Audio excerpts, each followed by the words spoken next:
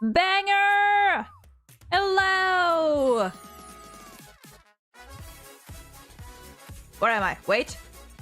There I am. Oh, it's the English version. Hell yeah! Oh god. Am I gonna yawn? I'm not. We're good. We're fine. Hello! And happy Tuesday. The only Tuesday for a long time that I'll be able to stream. Normally I'm not free on Tuesdays to go live, but because it is still the holidays, I can, just for once.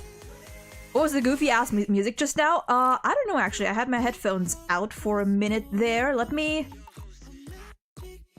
Hold on. Oh, it's the... it's the fucking Slumber Nana song! It's the monkey song! Oh, it's the instrumental. Okay, no, go away. I've had enough monkeys. I've had enough bananas and monkeys over in 2.6. We're going back to the banger.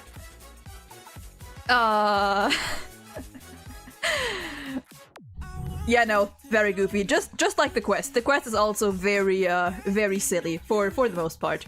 But yeah. Anyway, hold on, I need my water. God, I am so tempted to just like sit back and vibe to this music, but like we gotta get this started. Anyway, it is time for another tier list stream, the last one before as of today, there is 1 week left until 3.0 drops.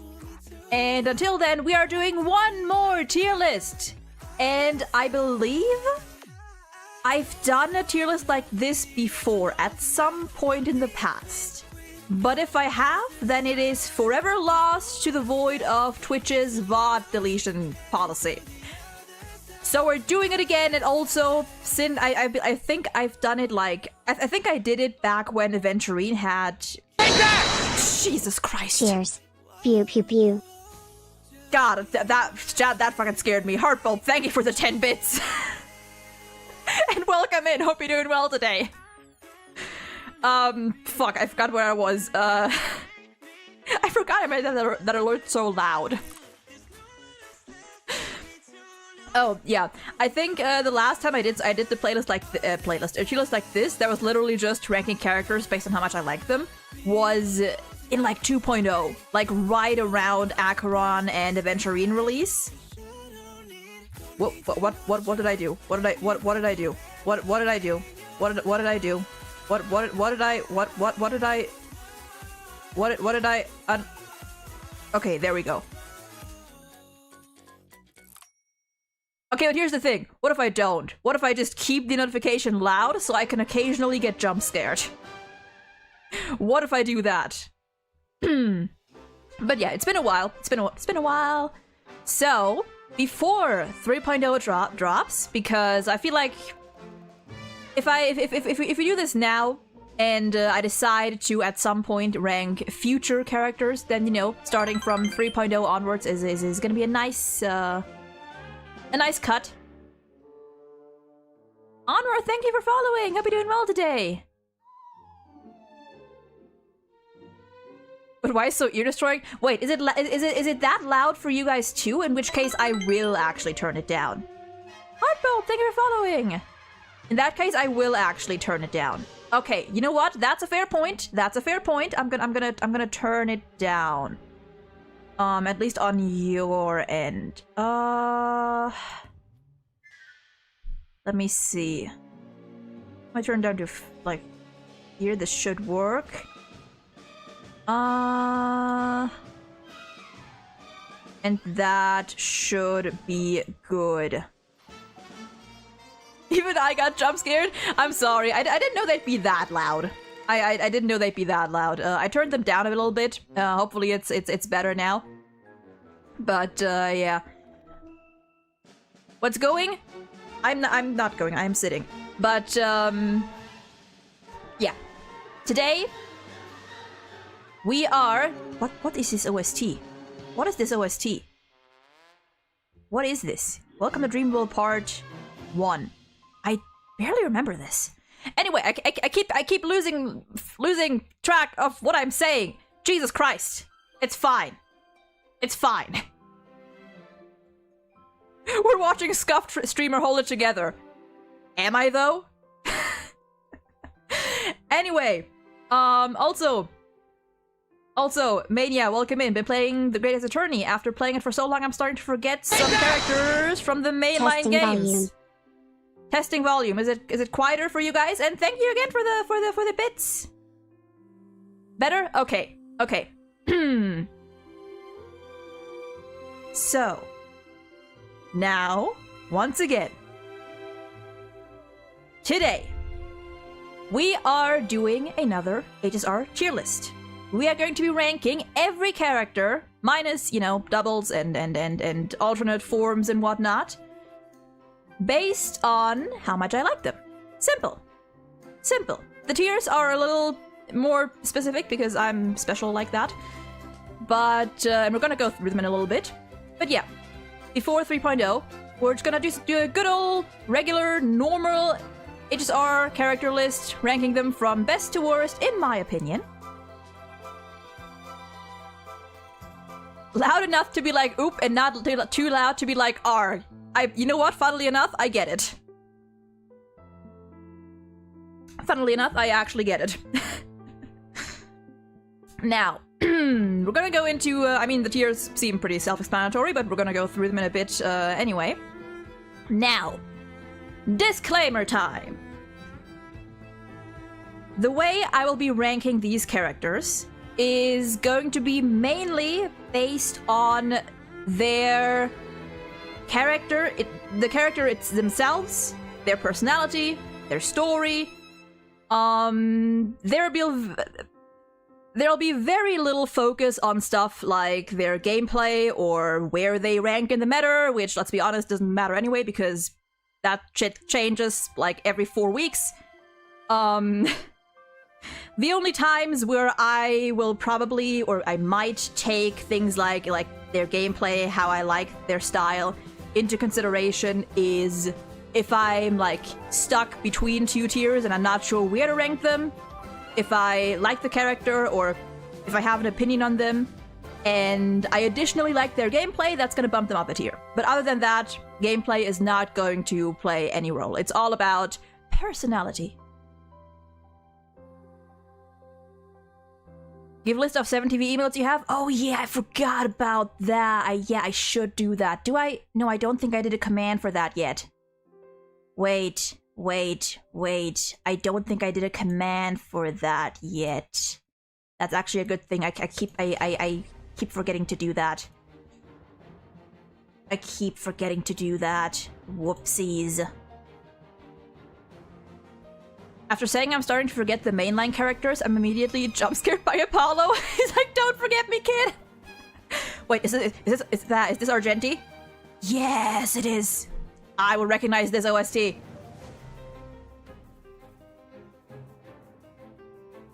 Oh yeah, I do have 7 TV, and I have it.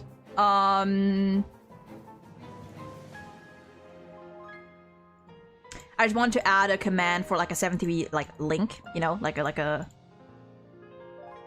It's fine. I'll take care of it later.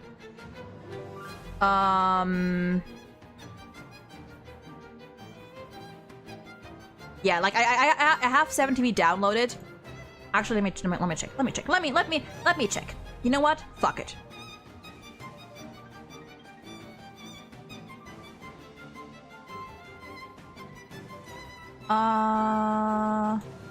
One moment. I haven't added anything to my 7 TV in like ages. Oh yeah, you can't send links. Hold on, can I? Yeah, it's because I switched off. Yeah. Yeah. All right, Ducky, you take care of it. You got it. It's fine. We're fine. We're good.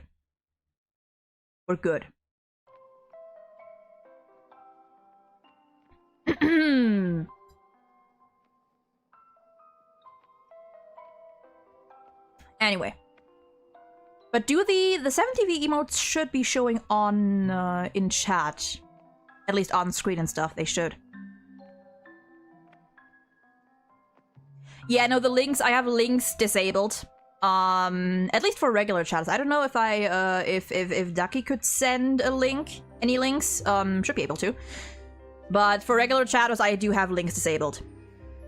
Yeah, as long as they show up on screen, we're fine. We're good. We're good. All fine. Okay.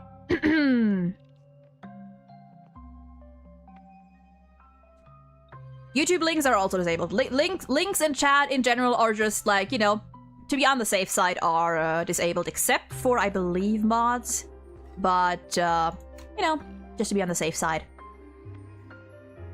You tried? Well, there you have it. There you have it. Yeah. Just want to be safe, you know.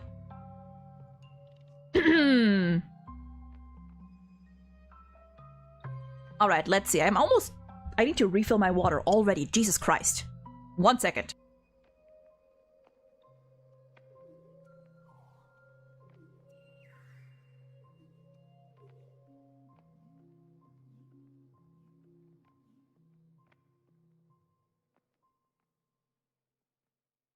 Okay.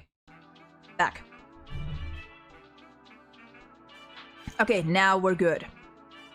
This is gonna be a fun stream. I'm gonna have so much to yap about with certain characters.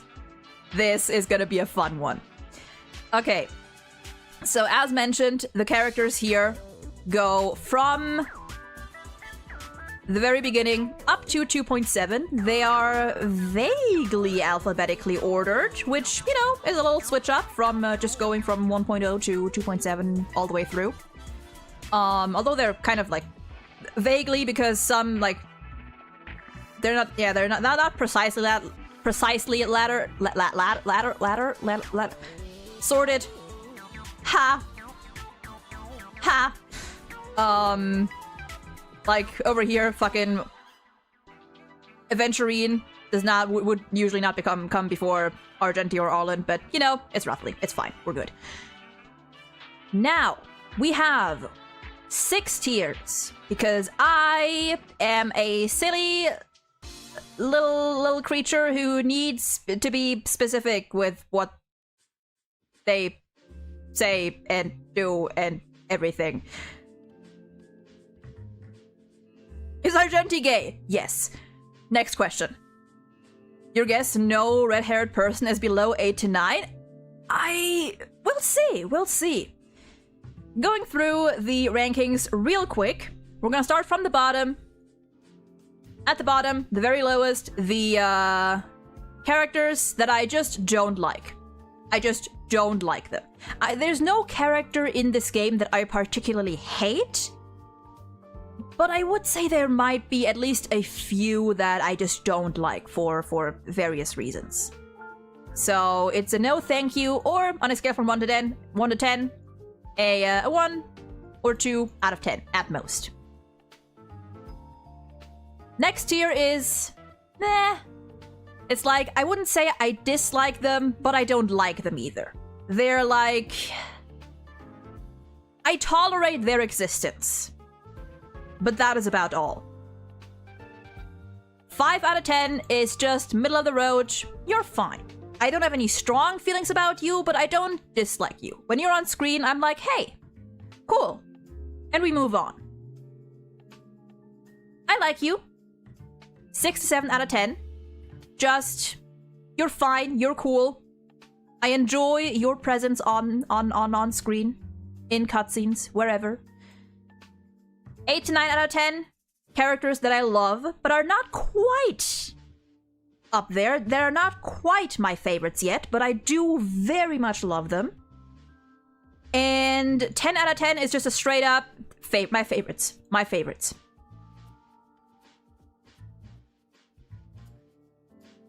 Argenti is pansexual. You know what? That's a fair point. That's actually a fair point. Argenti would be pansexual / panromantic.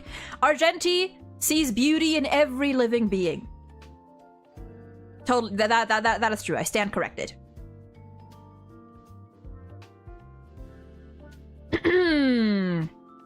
Okay.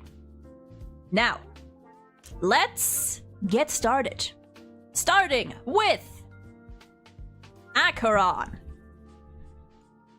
A number one, beautiful lady. I love Acheron's aesthetic. I love her outfit. Oh shit, we're polling! We're polling! We're gonna be polling next week. We're gonna have another HSR stream when 3.0 drops next week, and we're gonna be polling.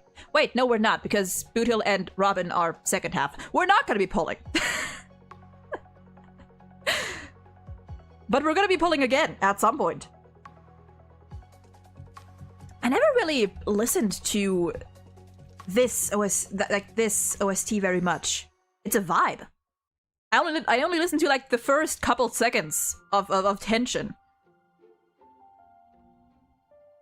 You got the Firefly Light Cone. Congrats! Hell yeah!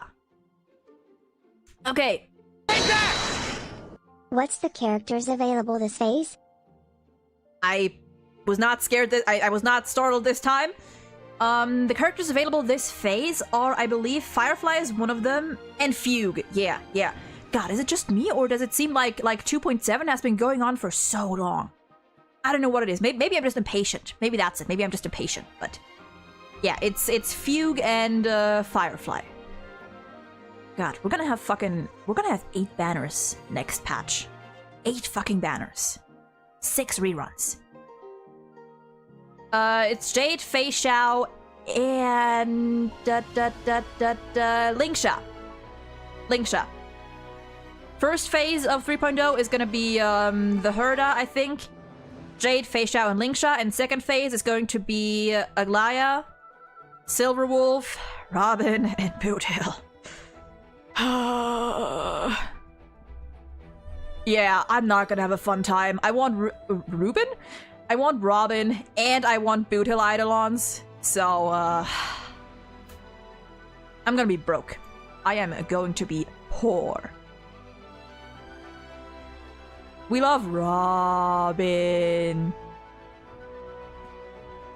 You have the light cone, but not Robin. Honestly, Robin is a really good character. For my account, she will be pretty good because I use so many follow-up characters.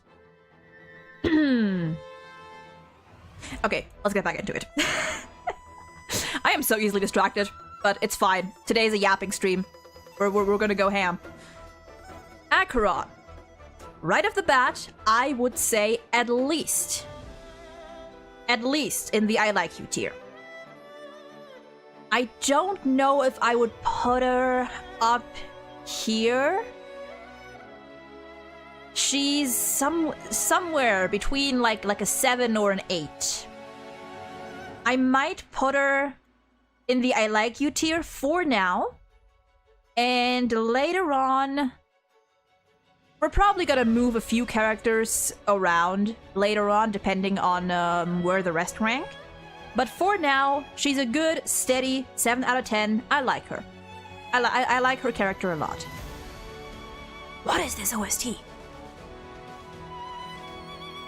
Harmony greets the new year. Oh, is that from, is that maybe from one of the animated shorts? I don't know. Yeah, it's she might get bumped up later on. Maybe. I have seen her dance with Black Swan. I have seen. I have indeed seen.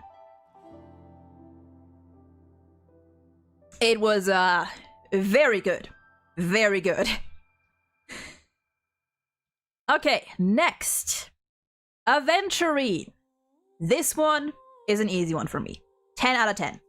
One of my favorite characters in this game. I love him. His story, 2.1, is one of my favorite patches because it's so Aventurine focused. I adore him. And, you know, like, he's got it both. Personality, design, story, and his gameplay. Even though it's bugged right now, but his regular functioning gameplay, love it. Love it. Aventurine, just straight up 10 out of 10. Like, love him. I don't know where I'd rank him in terms of where exactly I would rank him, like in my top 5 or top 10 or something, but he is very high up. He is a slave? You may have... That is a... I do not appreciate that comment / joke. Don't. We're not doing that. We're not doing that. But yeah, I love him. I love him. His story makes me sad and emotional and made me tear up when I played it. I love him so much. Argenti! At least an 8 out of 10. I know, I know, Anwar, but that's a weird comment. I'll say it like that. That's a weird comment to make. Argenti... He's fine here. I don't... No, I don't think he's as high as Aventurine. He is close. He's like an 8.5 maybe. Somewhere around there.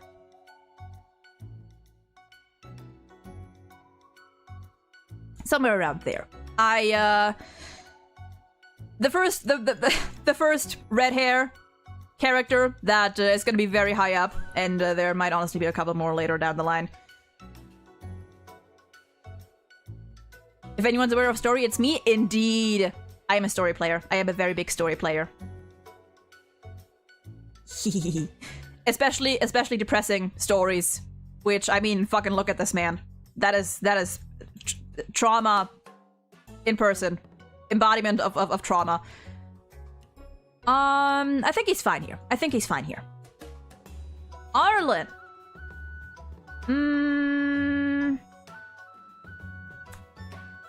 I'm gonna put you there. I'm gonna put him in you're okay. I don't have any strong feelings towards Arlen, but I think he's cute. I think he's nice. But I don't like him as much as Acheron, for example. I think he's neat. He's all right. Same with Asta, I think. I might like her a little bit more than Arlen, but not that much. Arlen and Asta, I don't have too big opinions on. I think they're all right. I do like Asta's design. It's very pretty. Might also be biased because I have a thing. I have a pattern for red / pink themed characters. But yeah, no strong feelings, but they're cool. Bailu. See, this is the thing where I would normally put Bailu probably here as well. But Bailu has genuinely carried me through like a lot of my gameplay experience, because for a while she was like my best healer. She and Natasha have been like carried me for a good chunk of the game. So that might bump her up a little. At the very least, at the top of this. Bailu was my 3rd standard 5-star. I think it was Himeko first, then Velt, and then Bailu, or maybe first Bailu, then Velt. Something like that. My 2nd or 3rd 5-star. I think she's fine. I'm gonna put her at the top. I'm gonna put her at the top. Maybe I'll move her up later. Black Swan.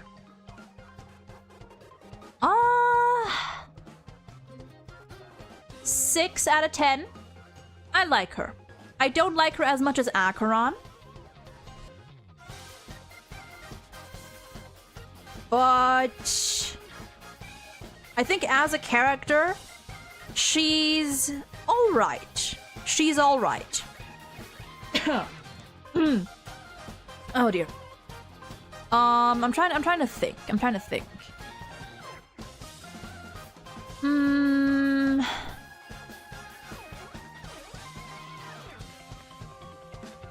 Yeah, I think that's a fine tier. I think that's a fine tier. Lower than Acheron, higher than Bailu. I've come to appreciate her character a bit more. Over time, I've come to appreciate her character quite a bit more. You never got Bailu, honestly? Although there are better support characters or better sustainers in the game now, Bailu isn't bad. Bailu's not bad. She's still a decent healer. You know, like if you're fine with, you know, the little bit of RNG in her skill, she's fine. Yeah, again, of course she's not the best. She's like decent. But there are quite a few characters, even among healers, that are better than her. Huohuo is a very good healer, yeah. I don't have Huohuo. I considered getting her, but I think it just didn't match up because I think I might have been pulling for Adventure, or I might have been saving for Gaucho or Aventurine at that time. But yeah, she's decent. She's decent. Blady! At least 8 out of 10. Do I like him more or less than Argenti? I think by now I like Argenti more. But it's not by much. It's not by much. I love Blade very much. He still is. I still use my Blade. I still use my Blade on a frequent basis. I love him. I am still here with my 1 point. When did he come out? 1.2, 1.1, 1.2 with my Blade. Even in like MOC and stuff. And he's still doing fine. He's still doing fine. And I really like his character. I love his character. I love him.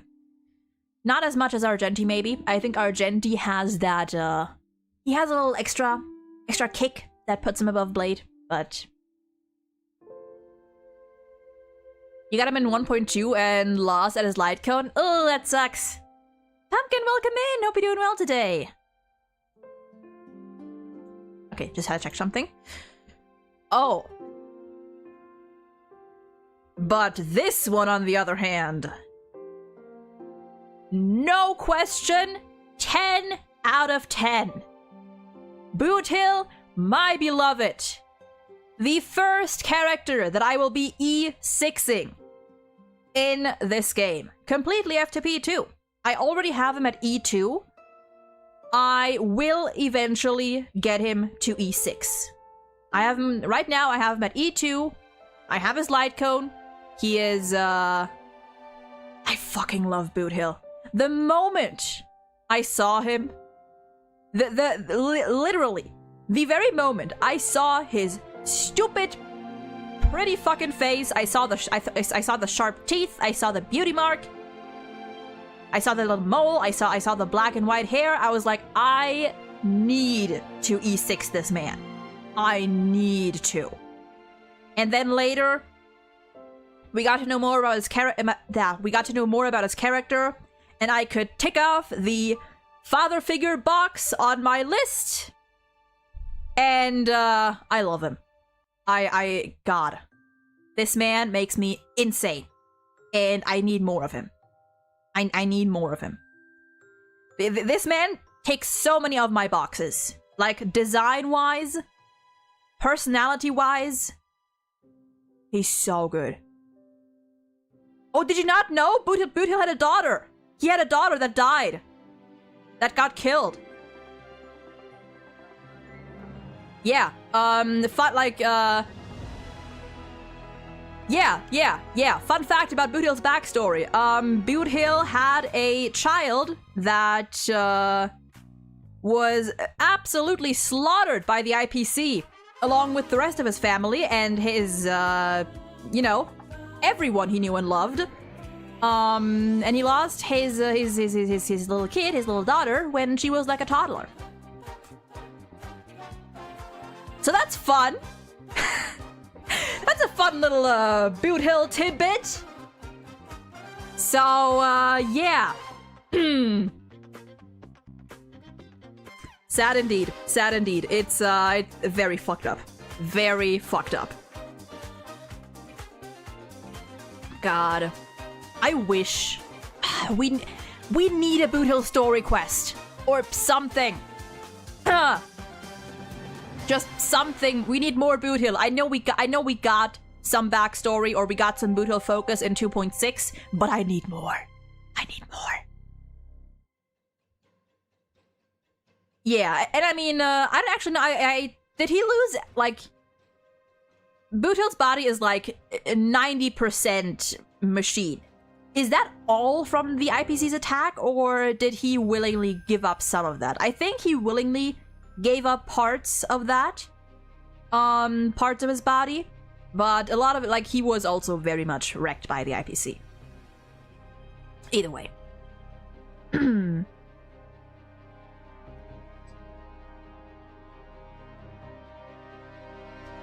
God. Either way. Boot Hill. Very lovely man. Very tragic character. Love him. They replaced his body to let him survive. Yeah, something along those lines. Yeah. But, I need more Boot Hill. I need more Boot Hill. I need more of these two. These, I forgot. I almost forgot. These, like, we're probably gonna get more of them at some point, because these two, after 2.3, they have, like, a little, like, thing, a little plan going on. Or a little cooperation. So we're probably gonna see more of them at some point. Hopefully. But yeah. We love our bisexuals and 10 out of 10. Hell yeah. Next. Branya. I like her. I might like her more than Black Swan. And I think that's where I'm gonna place her. Yeah, another character that... Oh, one moment. 1 second.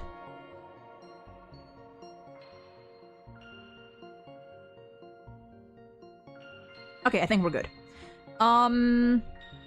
So I have not... Heads up, I have not played Honkai Impact 3rd.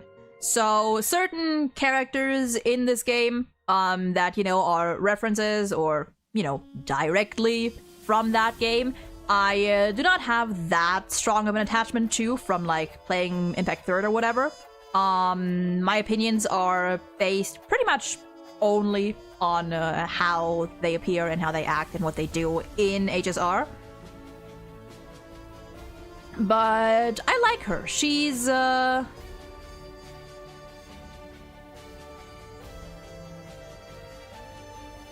don't know. I'm really trying to think right now. No, I don't like her as much as Acheron.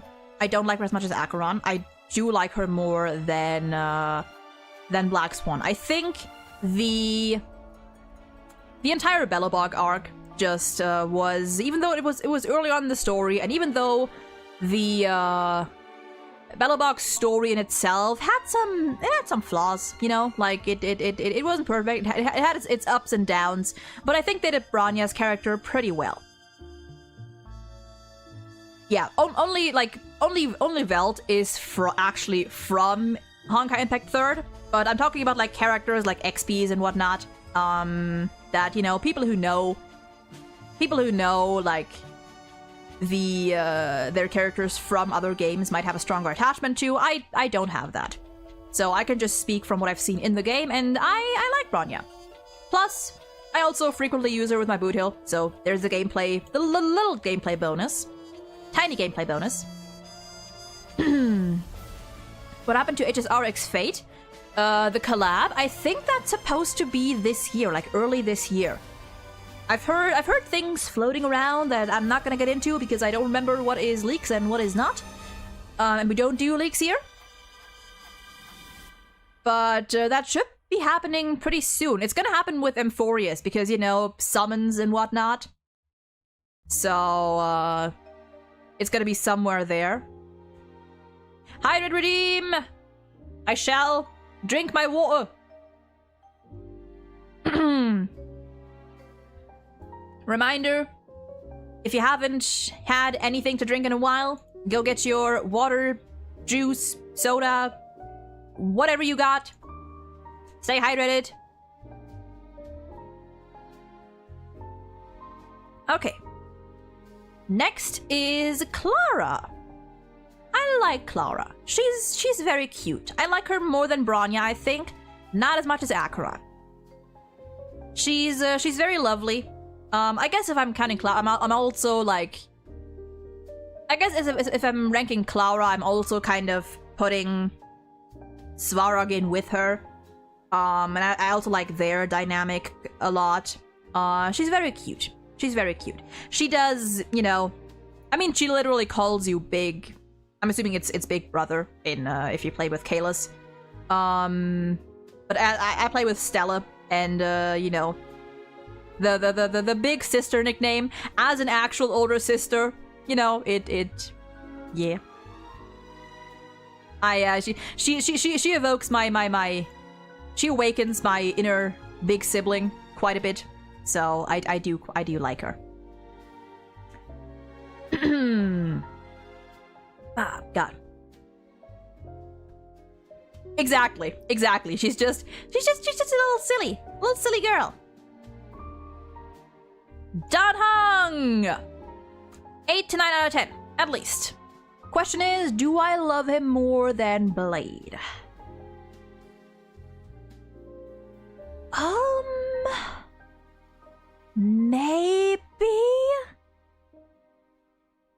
Maybe. I'm not sure. I think they're about the same. Oh, banger.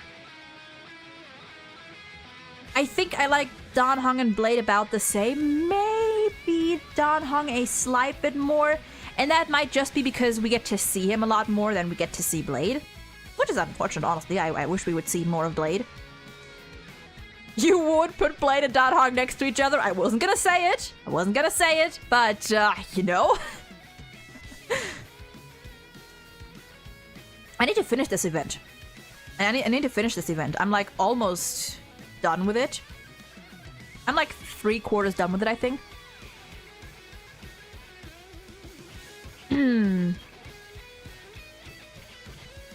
Yeah, I think he's here. I don't... See, from here on out, I feel like, especially in some tiers, the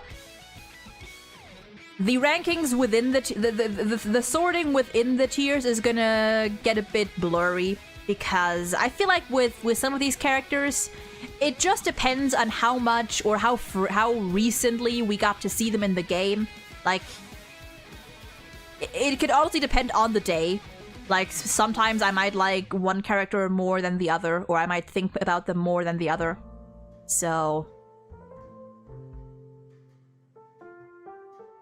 It's a little wobbly, it's a little blurry, but I do love all of them belong in this tier.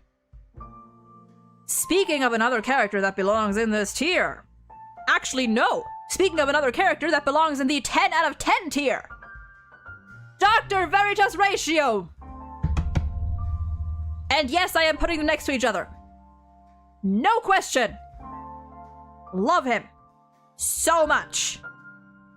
A huge victim of mischaracterization, unfortunately, but who can expect Hoyoverse players to read? It is not because he was free, although I do appreciate that. Again, this is all based on how much I like the character, their story, personality, and whatnot. I love Ratio. Listen, I'm a sucker for bleeding hearts. I'm a sucker for people that are just kind, or possibly even too kind for their own good, or too caring for their own good. I love Ratio. It is a shame that so many people who play this game and who see him do not know how to read between the lines, or even to read the lines, because Ratio is a wonderful character. He is the furthest thing from an evil scientist. He is literally the furthest thing from an evil scientist. The main reason that Ratio is, like, the main point of, like, the main difference between Ratio and people of, like, the Genius Society is the fact that Ratio cares about humans and cares about helping people so much. Like, Ratio, as blunt and rude and direct as he can be, he is very kind and he cares so much. And I love him for that. I love him for that. There is a reason that Aventurine considers him to be a gentle scholar. I'll leave it at that. Bean, welcome in! He does have a lot of statues of himself, and you know what? Hey, we love a king who knows his worth and who knows that he is fucking gorgeous. You know what? We love some self-appreciation in this household, especially because he doesn't even necessarily have a lot of that, depending on the day and the time. But yeah, Ratio definitely belongs up here. And I want to see him again. I want to see more of Ratio. Not just, I mean, I would also love more Ratio and Aventurine. Like, outside of Penacony, because we know now that Ratios and Aventurines, like, hostility towards each other in Penacony was like at least 98% just them putting on an act to fool Sunday. And that in reality they are much more cordial with each other. So I definitely would like us to see more of that side of them, of that side of their dynamic when they don't have to put up a front. But yeah, he's lovely. He is very lovely. Very misunderstood, but a good man. A good man. Fei Xiao.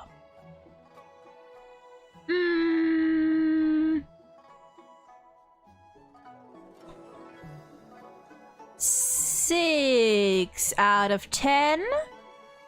Do I like her more than Bronya? I might like her I might like her about as much as Bronya. The more I think about it, yeah, I was gonna put her at like the bottom of the I like you tier, or maybe even in the you're okay tier. But the more I think about it, I do like her. I do like her character. Closeted gay side up. What? Pardon me. What is closeted about these two? What is closeted about these two? She is a fox. I do like her ears. I want to pet her ears. They seem very fluffy. The closet is glass. Not gonna lie, Bean, I was considering adding Scott in. I genuinely was considering to add Scott in, and I would have put him somewhere up here because I low-key, I think he's so fun. He's so stupid and he's low-key fun.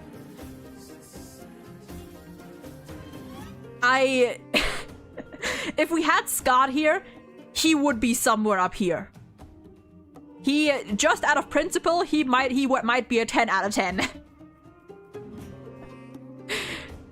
Yes, Scott. Honestly, maybe at the end of this, I'll grab an image of Scott and upload it and add it to the tier list, just because.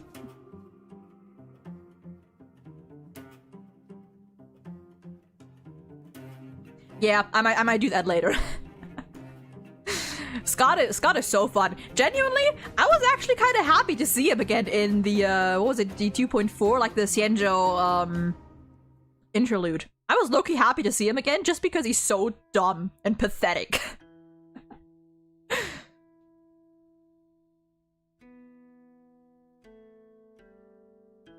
Exactly. Scott is he's a good, well, not a good guy, but he's a silly guy. He's a goofy guy.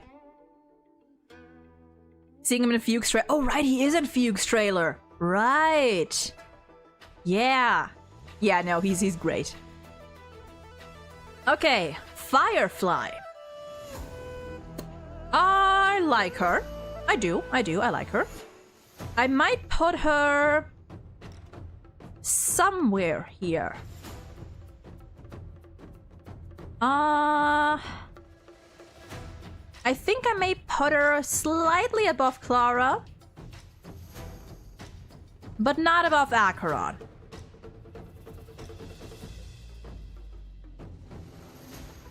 I'm counting both her and Sam.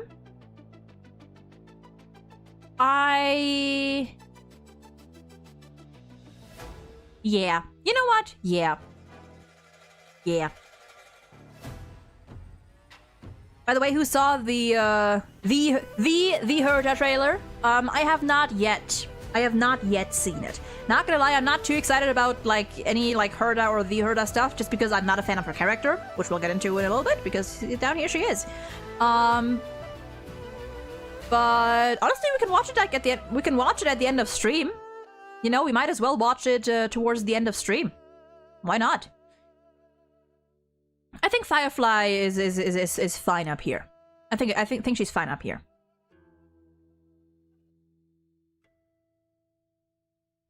I see Firefly. I see Firefly as a little sister like Clara, but the game kept trying to push the ship on me. I get that. Yeah, I get that. Yeah, no, I get it. I get it. Genuinely, I don't mind it that much, but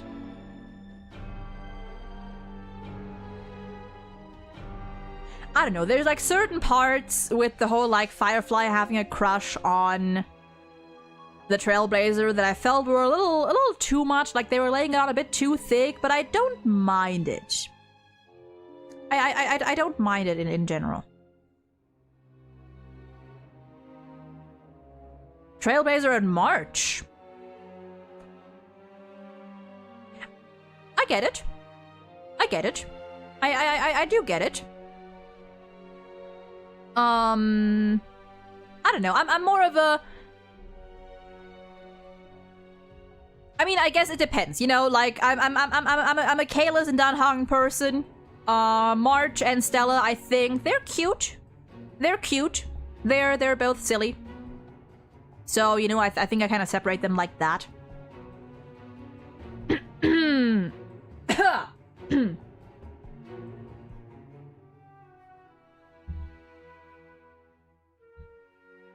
Marge is the annoying middle child. Honestly, so true. So true.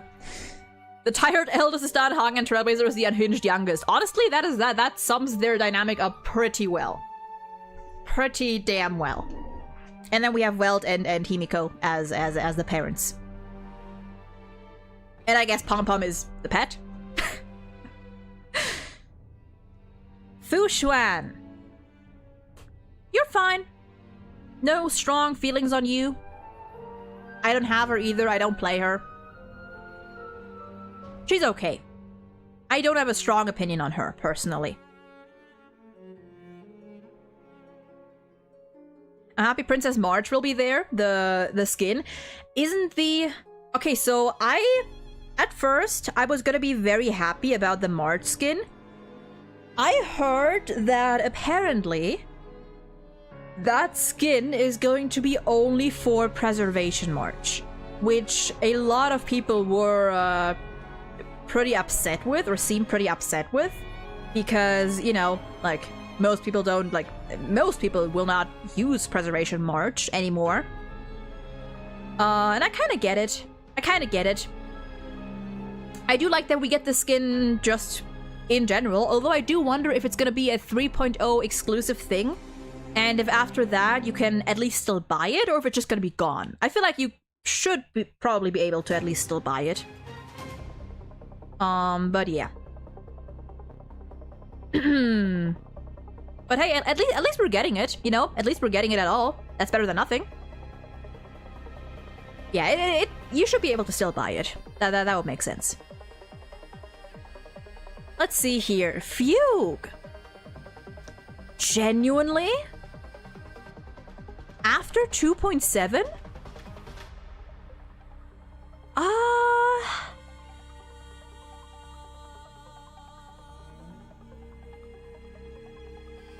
she might be just below Acheron.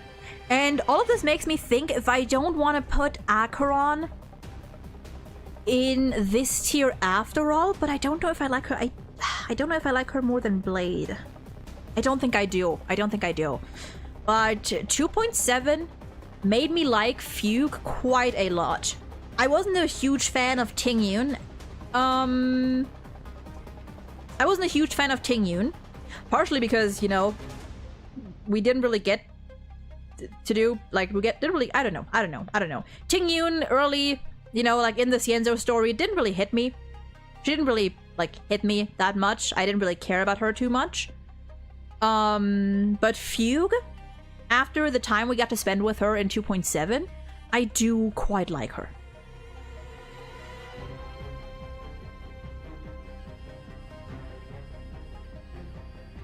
The cuteness is much higher. She is very adorable. I do like her design. I do like her design. But you clearly have Acheron as a gatekeeper of I like you or I love you. So bottom of I love you makes sense. Or is Blade the bottom of I love you to you? Blade is like, Blade and Dan Heng are like, Acheron is a 7, maybe a 7 point something. But Blade and Dan Heng are like the clear, like, the character has to be on par with them or above to belong in this tier. Like, they have to be higher than Acheron and on the same level as Blade and Dan Heng. Right, same Nova. I do. Oh God, her tail looks so fluffy. I wanna pet Fugue's tail so much. They look so floofy. I volunteer as tribute to do her nightly tail grooming rituals.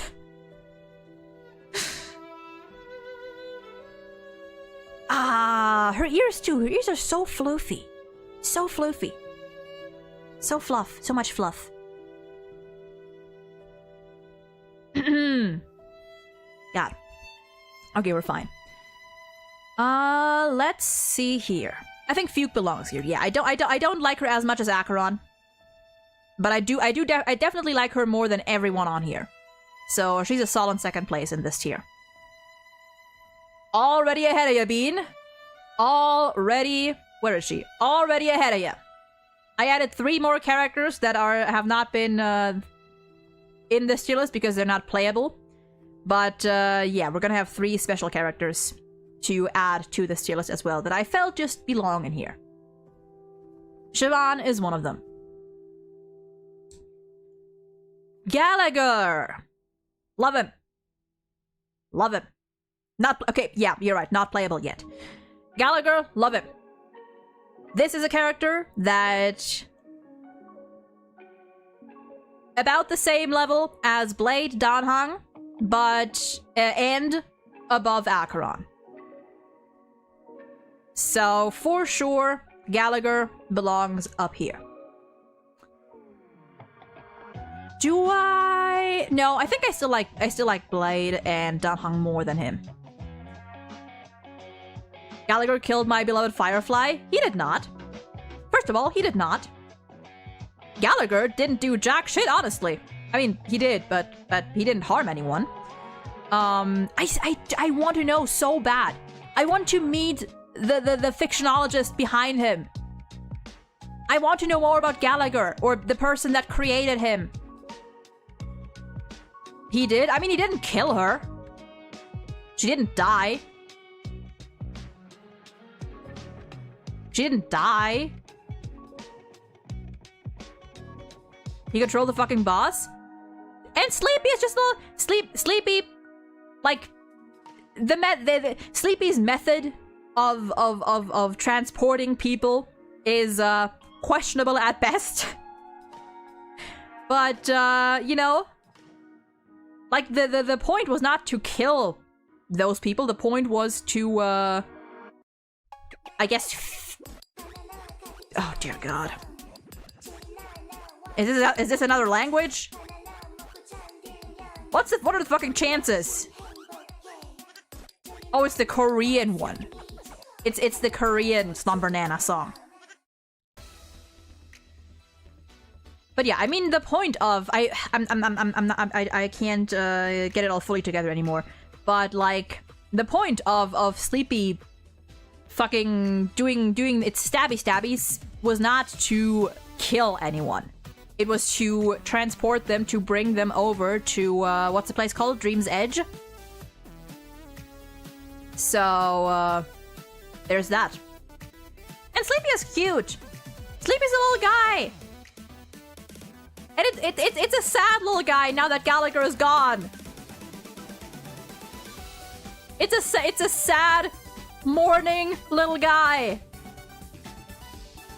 I want to see Sleepy again. I mean, you can. There's a spot in Penacony where you can just go to see it, and it's very sad because it just keeps calling out Gallagher's name, which is heartbreaking. Is it also said that Sleepy made mistakes when sending the wrong people to Dream's Edge? Yeah, I'm pretty sure that too. But again, it didn't. There was no intent to kill. There was no intent to like take anyone's life. It did make mistakes. It did stab Sunday and Firefly again with purpose. With purpose.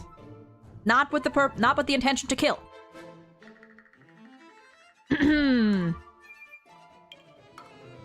But yeah.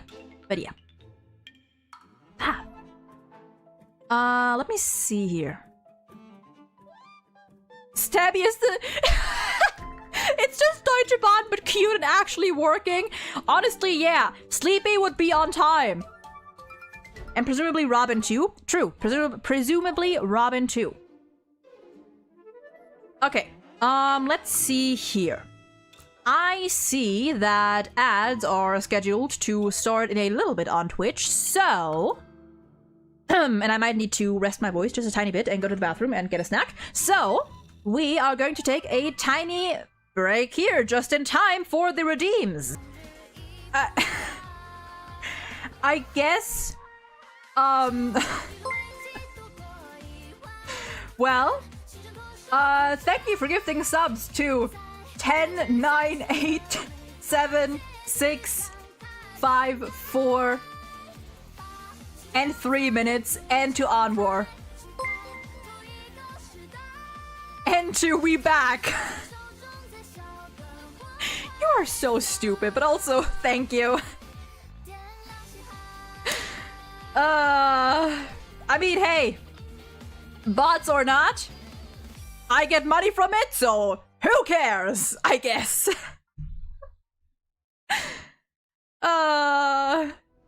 Thank you for that. I still appreciate it. And you know what? For the meme. For the meme. Now hold on. I gotta write something down real quick. I just had to make a call. I had to make an appointment. So I gotta write it down before I forget. Let's see, what did it say?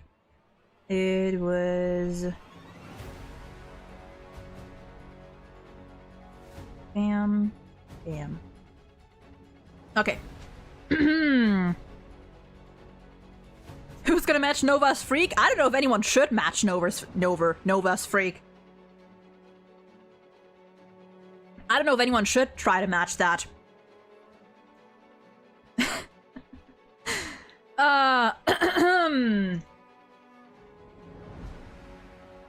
I mean, hey, you can try if you want to.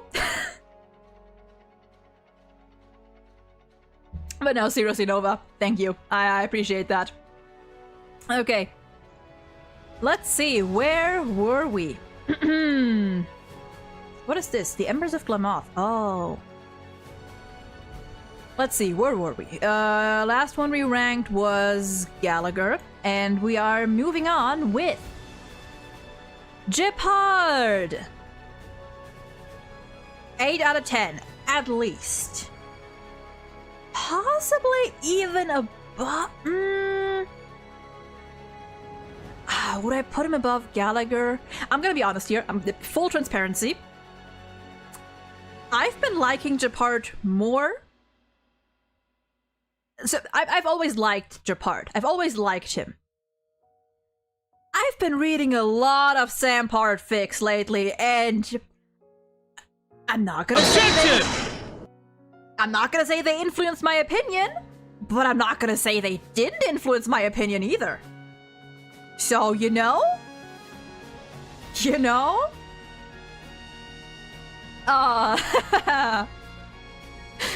I am not sure whether Objection to what? Objection to what? Objection overruled. Is your part lowered? No, I'm not gonna put him lower. Fuck you. Japard belongs up here. Objection! He belongs up here. He belongs up here, and just out of spite, I might even put him higher than Gallagher.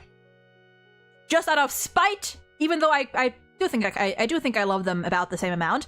Out of spite, I'm gonna put him higher than Gallagher. Moving on.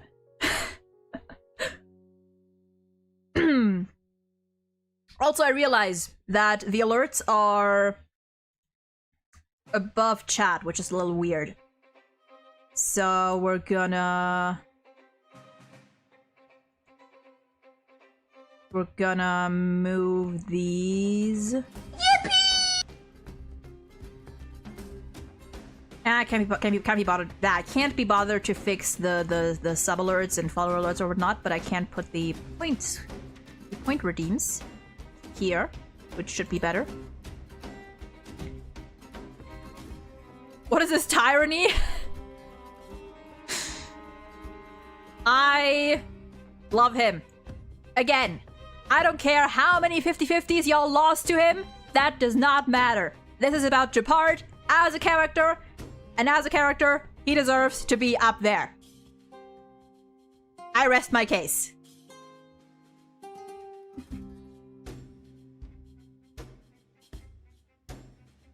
It's the start of your birthday 12 minutes ago? Oh, hell yeah, Mania, happy birthday! Happy birthday!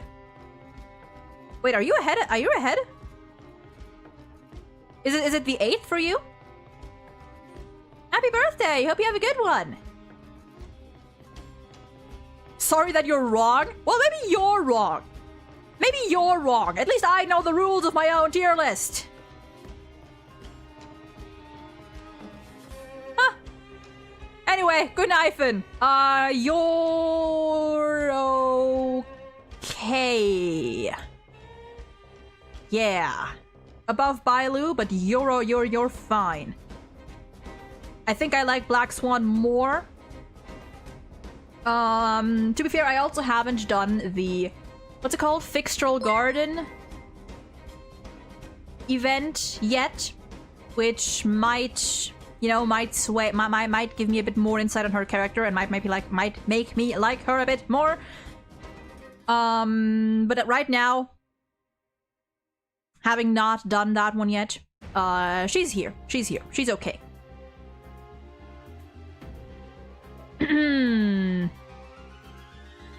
And Nova, thank you for gifting Mania a sub. Yeah, just let Nova do his thing. Honestly, I'm not questioning it. I appreciate it. I appreciate it. And I just don't question it.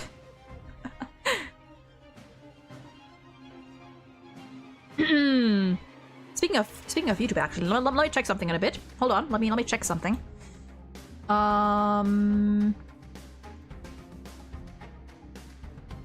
Let me.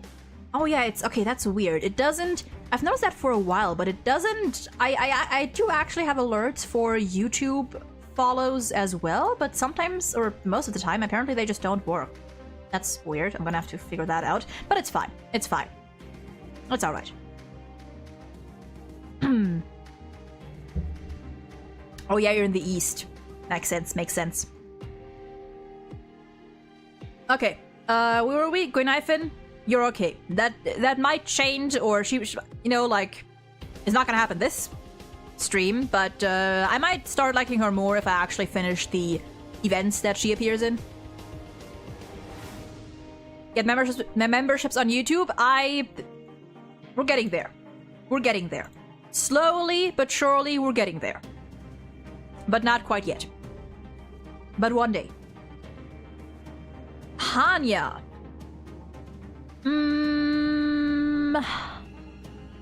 More than Gwynifen question mark? Maybe here? Maybe here. I do kind of like her design. She's fine. Again, I feel like we don't get enough, or, well, I don't remember enough screen time with her, which is a shame. And I haven't really read her story yet, which I probably should do at some point. I should read all characters' stories at some point. At least all the ones that I have. So far, all the men are 8 to 10. Genuinely, they might continue to be. Well, actually, no. Maybe not. Maybe not. Maybe not. There are a few that go higher here. But I mean, I'm not gonna like I'm not gonna pretend that I don't favor many of the men more in this game. I'm you know, fictional men are usually more to my taste. Like my tastes in fictional men are broader than they are in fictional women. Like female characters, my types are a bit more specific, or quite a bit more specific. Funny because the garden is where Hanya is quite represented. Yeah, I don't know. I don't remember too much. I don't remember too much. Does she appear in the Fixtral event? If she appears more there, then that might also play a part. I mean, she did also appear in the Cienzo's... You know what? No, you know what? You know what? I'm gonna put her here. Right below Black Swan. I'm gonna put her up here.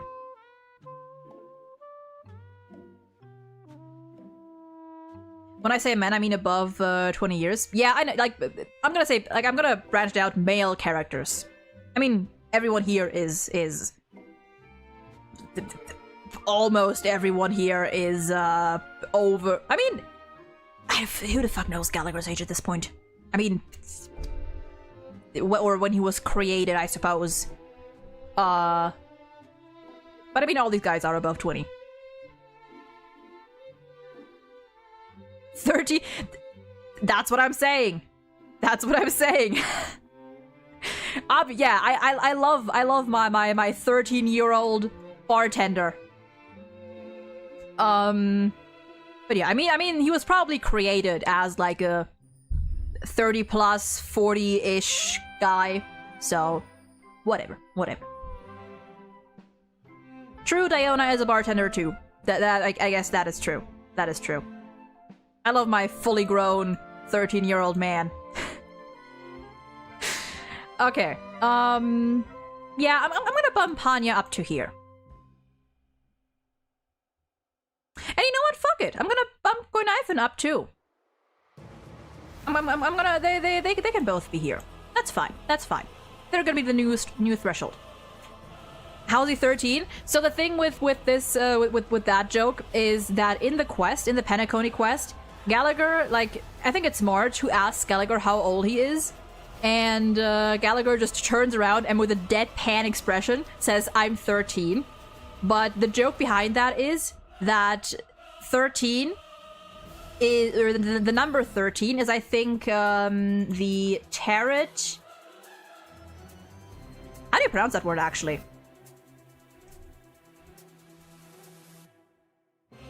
Tarot. The Tarot number 13 means death. And, you know, because his pet is death, that's the whole joke behind it. So when he says he's 13, he doesn't mean that, like, he's actually 13 years old, probably. It's just like an... What do you call it? An illusion. You're right, his pet is Sleepy. His pet is Sleepy. Little guy. I love Sleepy. It's so cute. In its own weird way. Age is... Oh, also that. Age is just a number.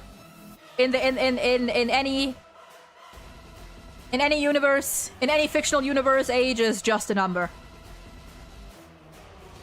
But yeah, that's like the joke behind it. And it was just a very funny scene.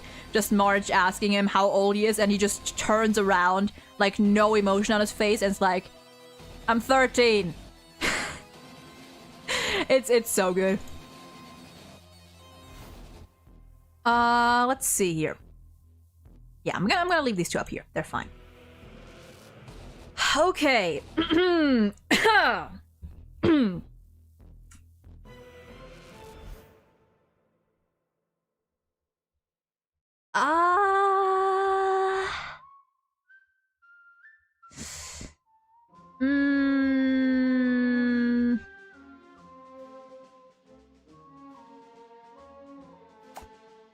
I'm gonna put her in meh. I've never been a fan of Herta. I've never been a fan of her. I don't like her personality. But I don't, like, strictly dislike her. Or, do I? Do I? I don't know. I don't know if I do.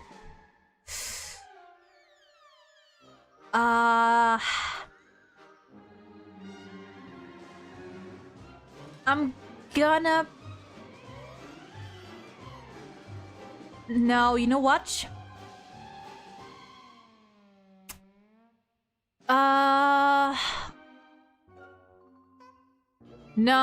No, I think she's bottom tier for me. Like, I don't like her personality. I don't like her. I'm not a fan of her whimsy. Like, every time she appears on screen, I'm just like,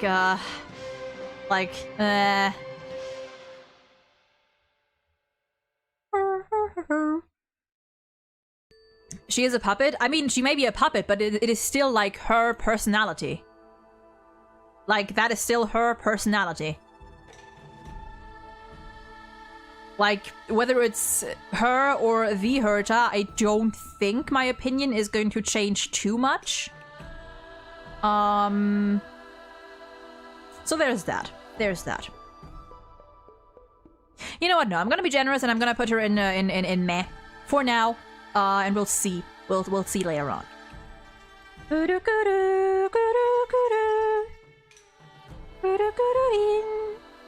Okay. This one, however, Himeko.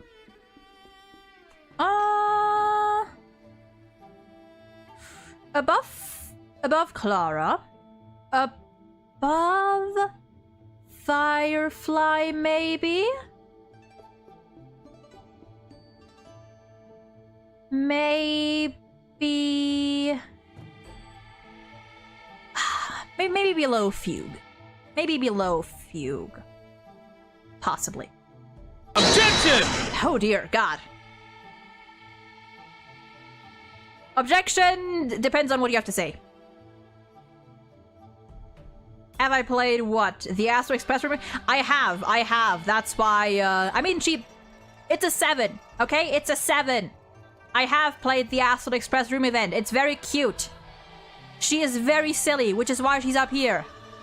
Honestly, I might put her up. I'll put her above Fugue. I'll put her above Fugue. Herta's a puppet that has been created by the Herta. But Herta's just a prototype for information. Oh, dear God. But I mean, here's the thing. Even if the Herta that we meet, or, you know, the Hertas, the puppets, even if they're just puppets, they're still, like, it's still, like, her creations and her personalities, and even then, we know, like, we know what Herta's personality is like, even from outside sources. We know that she's, like, very, like... I mean, she is a member of the Genius Society, and I'm not gonna lie, members of the Genius Society are not known for being kind and pleasant people. Screwlum is like the closest we can get. And even he is a little, you know, too rational at times. Yeah, it is still Herta. It is still Herta. Like, the puppets don't have their own personalities.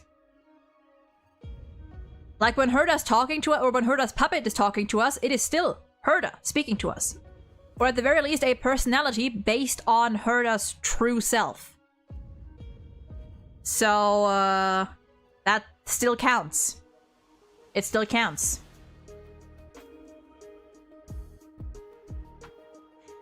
And listen, even if it's just a true self, I don't know if I want to know her true self, honestly.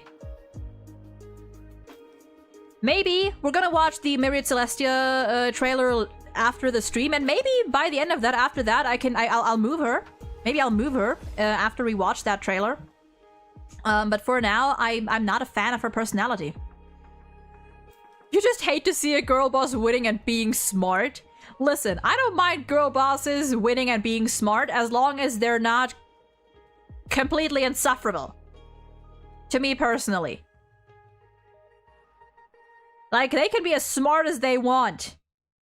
But, like, Herta is, like, so far, Herta does not give the impression of being a good person. At all! Like, she does seem very self-centered. Or from what we've seen, she is self-centered. We're gonna watch the Herta trailer later on, and maybe, I don't know, maybe I'll change my opinion. I don't know. But for now, this is the best I can give her. Bah.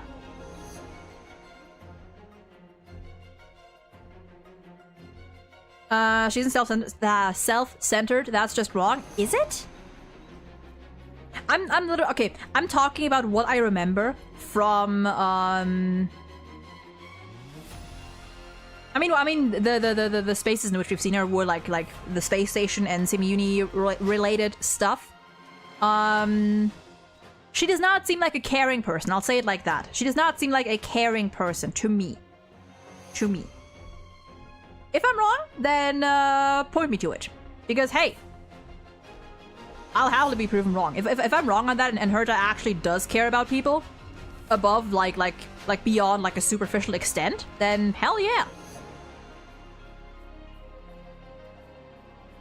Her entire deal is that she loves to solve riddles and the mysteries of the universe. She has solved de-aging, for example, but she's just above trivial matters. The question is, like, what does she consider trivial matters? Like, what does she consider trivial matters? Because the thing is... Let me actually, hold on. Let me look something up real quick, because I remember something. That, I just want to check this. Because I distinctly remember there being a voice line about her. Okay, no. Oh, that's what I was thinking of. When Ratio talks about Herta, he says that she is very much a genius and very talented, but he doubts that she actually uses her talent and her potential for like the greater good, like for humanity's sake. Things she can easily solve or are blatantly obvious to her, are trivial to her. Here's the thing, my point is, like, so far, nothing I've seen of Herta convinces me that she actually cares about people on like on a personal level. That is what I'm talking about.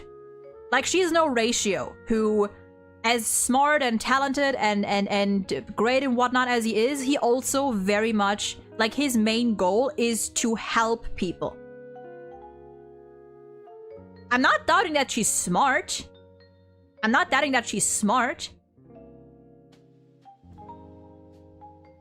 She did create the dimensional universe, yeah.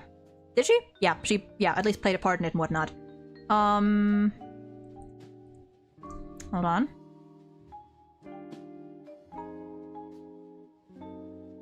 That doesn't make her egoistic or I mean, self-centered literally means that you are like just occupied with your own interests and concerns, like that you do not concern yourself with other people's problems, or you don't want to concern yourself with them.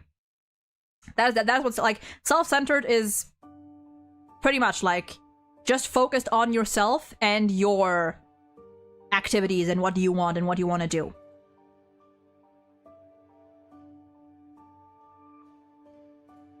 She did with Dr. Ratio and that person upgrade. Okay, fair enough, fair enough. Yeah, like what I'm talking about is that self-centered in the way that, like, she's not like Ratio, who genuinely cares about people. And who genuinely wants to use his intelligence and his talents to help people. That is not her goal. Like, she is a true emanator of erudition. She pursues knowledge.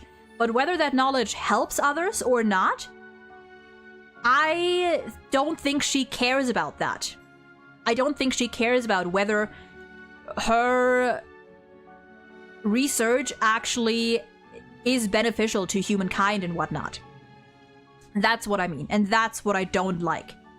Is that she is not like she's not exactly a considerate person. That's more so what I mean. And that goes for most, if not all, members of the Genius Society.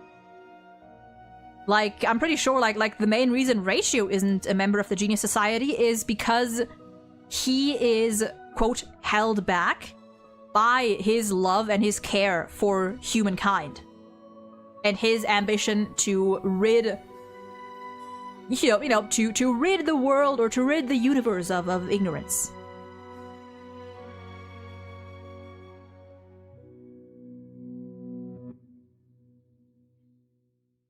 Yeah, I want her to be empathetic, at least like to an extent. Like, I don't even mind people who are self-centered and whatnot, or egoistic, but I don't know, in her case, it just rubs me the wrong way. It just rubs me the wrong way.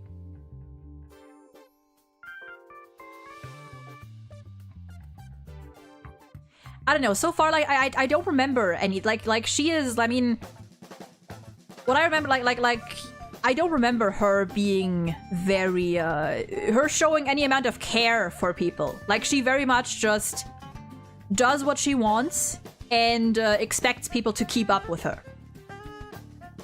Like, she's left the space station basically in Asta's care. Didn't care to help with any of the reparations after the, after the attack on the space station. Kind of just left it there and lets them do their own thing. I don't actually know too much about Himiko and Herta. I know there's something going on with them, but I don't actually know too much about their relationship. But I don't know, for me personally, I just haven't seen enough of that for me to even put her in you're okay. Like, her entire attitude just rubs me the wrong way. She is too occupied with herself and too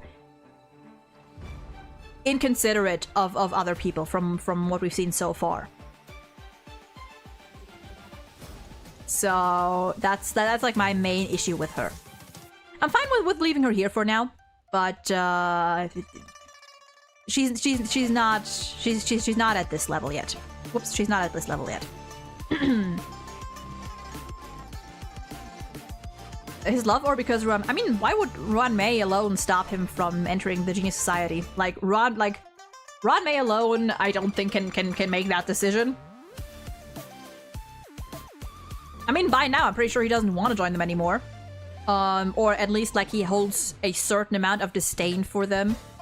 Simply because they have all these geniuses that just don't give a fuck about actually helping people. They're just caught up in their own niches. But yeah, I'll leave Herta here for now. Hook! She's a good girl. She's a good girl. I'll put her right behind Guinaifit. Do I like her more than Bailu? You know what? I'm gonna put her here. Yeah. I'm gonna put her here. I don't know if I like her as much as it's a tough one. It's a tough one.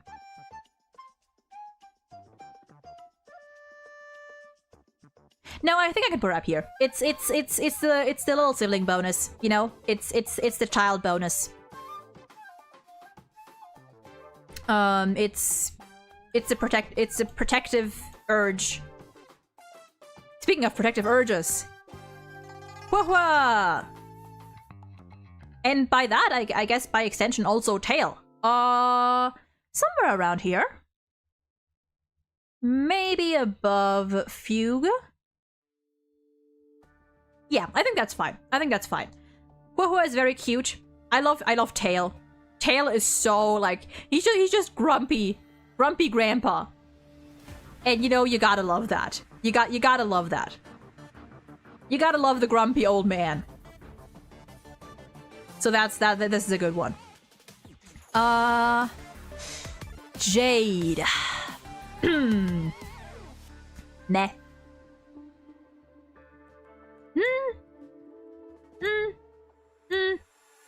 I think I like her a little bit more than Herta. Do I? Or I guess I dislike her less than Herta, whatever you want to call it. Yeah, Jade, like maybe Herta is like a 3, Jade is like a 4 or something. Listen, the Dami Mommy vibe ruins it. Her design, when I saw her first, Jade's design is so pretty, is so gorgeous. But they lean into the whole like with the whip and what, they lean into it way too much. And I will also say that I know there's something there with her. I know there's something there. Because I did see the light cone or what it was. I know there's something more with her. I just haven't read her story yet. So I'm leaving her up here for now. As of now, I'm not a big fan of her involvement in things. So I'm leaving her there for now. Also, one moment, I gotta refill my water.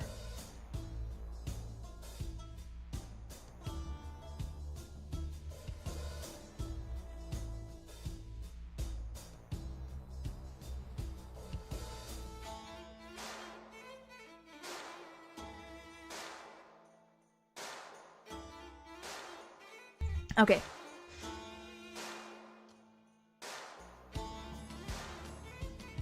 Yeah, I don't know. I'll have to read up on her story as well, because her character actually does intrigue me a little bit. I just haven't gotten to it, and so far, she does make me a little uncomfortable. Let's see. Joucho! Up here. Well...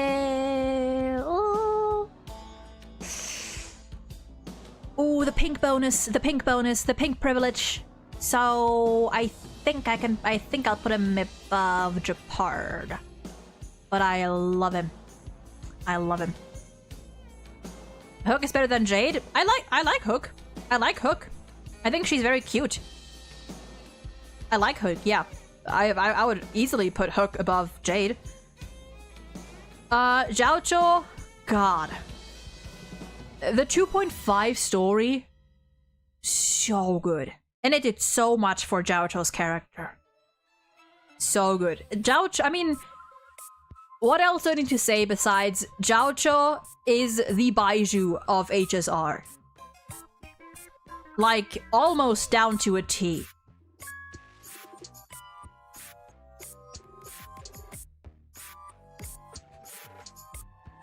One moment.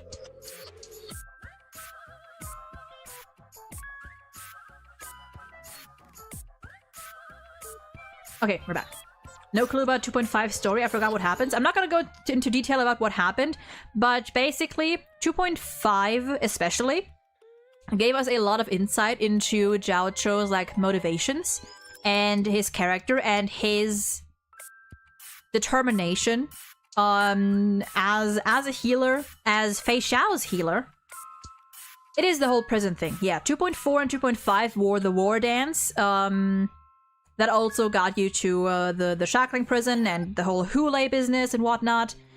And I love Zhao Cho's character. Like, all we get to know about him throughout. Like, how much he truly cares about helping people. His struggle as a healer, having to... Like, as a healer on the battlefield, having to tend to and cure these injured warriors only to watch them rush back out into battle and die.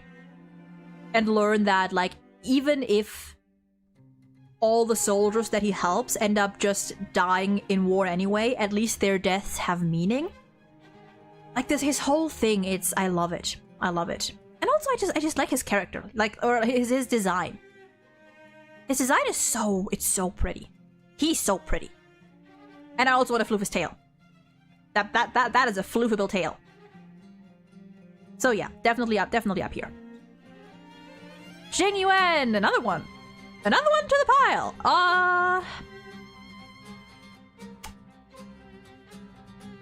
Ooh, I might be somewhere on Zhao Cho's level, I think. Yeah, I think he's somewhere on Zhao Cho's level. He was the... Was he? Yeah. Jing Yuan was the first 5-star, or the first limited 5-star I pulled for. And the first light cone that I lost that I lost on. The first light cone banner that I lost on. Which was fine because it later gave me my guarantee, I think, to Boodle's light cone, so hell yeah.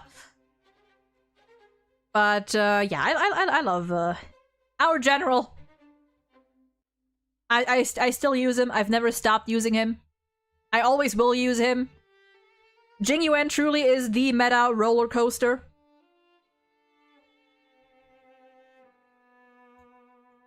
I love him. I love him. I will always love him. Always be using him. He will always be my general. And yeah.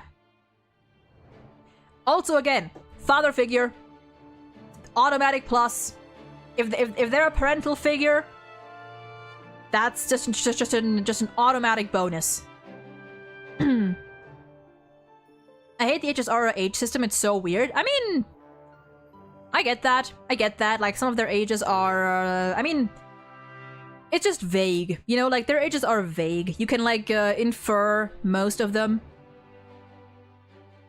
Except for fucking Pela, because the game contradicts itself by saying she's 16 when she's a literal, intelligence officer who has worked under the Supreme Guardian for who knows how long, and who is friends with Serval and plays in her band, and only thing where I will say that's the only really confusing thing.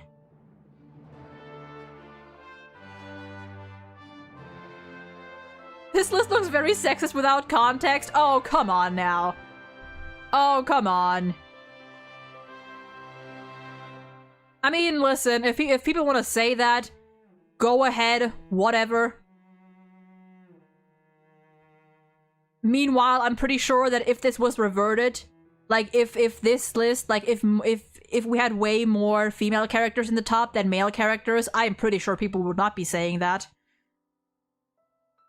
If people want to assume that about me, fucking go ahead, whatever. It's just that my types in fictional men are way broader than they are in fictional women. And so far, actually, let me check. There have been few characters in HSR who have hit those exact marks. Your team HSR is full of women. I think mine is more male-centered because I pull for more men. It just depends, honestly. It depends on who I want to use at the time. But yeah, I mean, listen. This list, people are gonna call sexist. If I put all the guys somewhere down here and the ladies up top, no one's gonna say anything. So you know what? Whatever. Like, whatever. And it is also very true that like, at least, I'm gonna say, at least on the surface. That's what I will say. At least on the surface, the male characters in HSR have more variety. That's just true. Like, whether it's in terms of design, I mean, I don't have to fucking point out the exposed shoulder dresses that seemingly every Xianzhou woman has, and that look strikingly similar. And their tendency to boil characters down to workaholic or dami mommy, at least on the surface. Like, that's just a thing they do. That's just a Hoyoverse thing. That's not even just HSR. To an extent, they also used to do it a lot more in Genshin.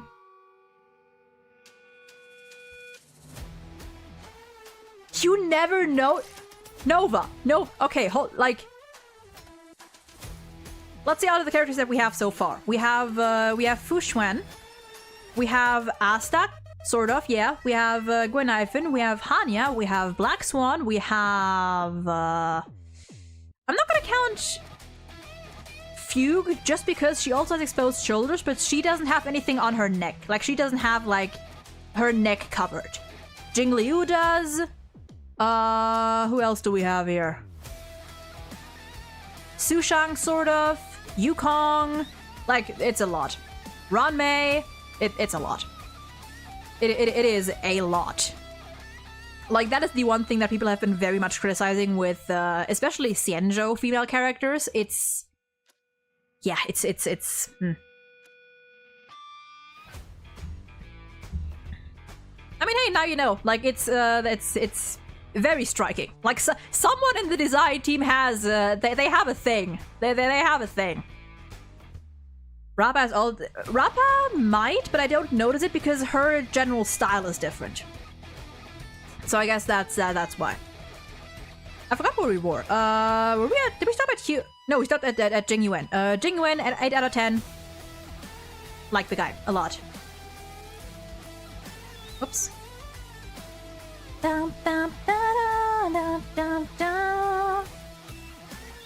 Yeah, outside of children, obviously. Is Firefly the only one without, without shoulders showing? There's Firefly, Fei Xiao as well. Jade? Herta? Well, I mean, not the Herta. Topaz? Right? Wait, no. Wait, I forgot. Are Topaz's shoulders exposed? But I think it's a little different, like... Oh, yeah, I think they are. Well, I'm not gonna count Topaz. Hey, the Bellobog cast isn't bad. Like, the Bellobog cast definitely has more variety. It's like Xianzhou onward. Especially Xianzhou. Oatsmeal, welcome in! Hope you're doing well today. Did we get to Kafka? Oh no, we're getting to Kafka soon. But first we have Jingliu.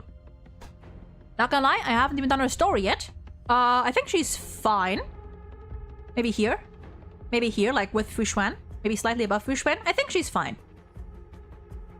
I think she's cool. She's okay. Did you realize that HSR added the chest animation? What? Like booba physics and whatnot? Or what do you mean? Actually, wait. No, never mind. That was Genshin. That's Genshin. Huh. Well, go figure. I mean, I don't pay attention that I don't pay that much attention to fictional women's boobs, surprisingly.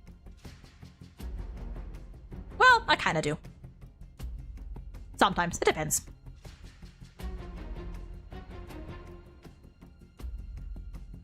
I mean, are you sure that's new? I wouldn't be surprised if that's just like if they've just done that before. I feel like they have to like. I feel like that's a weird thing to just add out of nowhere. Yeah, like I'm pretty sure they always had that. Yeah, it would be weird to add that. That's a weird thing to add. Oh yeah, Wuthering Waves does that. Oh boy. Like, Wuthering Waves, those are, like, those aren't boobs. Those are, like, balloons. Those are water balloons. Or just, like, giant water balls. Like, they float. It's so, like, it's ridiculous. Yeah, like, it's not even, like, jiggles, you know? Because, like, at least jiggles would be realistic, you know? At least, like small jiggles would be realistic. Woowa has just, like, they just float back and forth. It's so, like, it's hideous, honestly. Especially, like, with some characters more so than others. The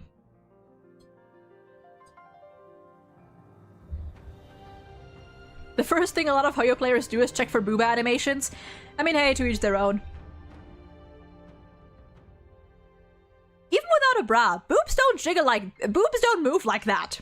As a boob haver, they don't move like that. Do you remember the Blade fandom going crazy about the jiggles? I feel like I do, yeah. I feel like I do. Okay, let's see here. Kafka...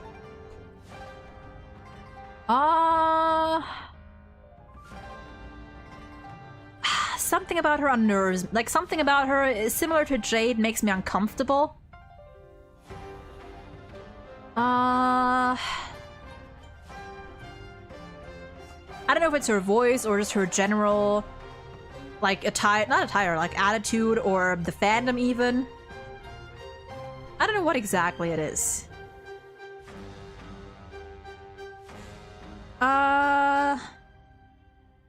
Do I? Okay, hold on a moment there. Surprisingly, I feel myself liking, like, I want to put her lower than Jade. Huh.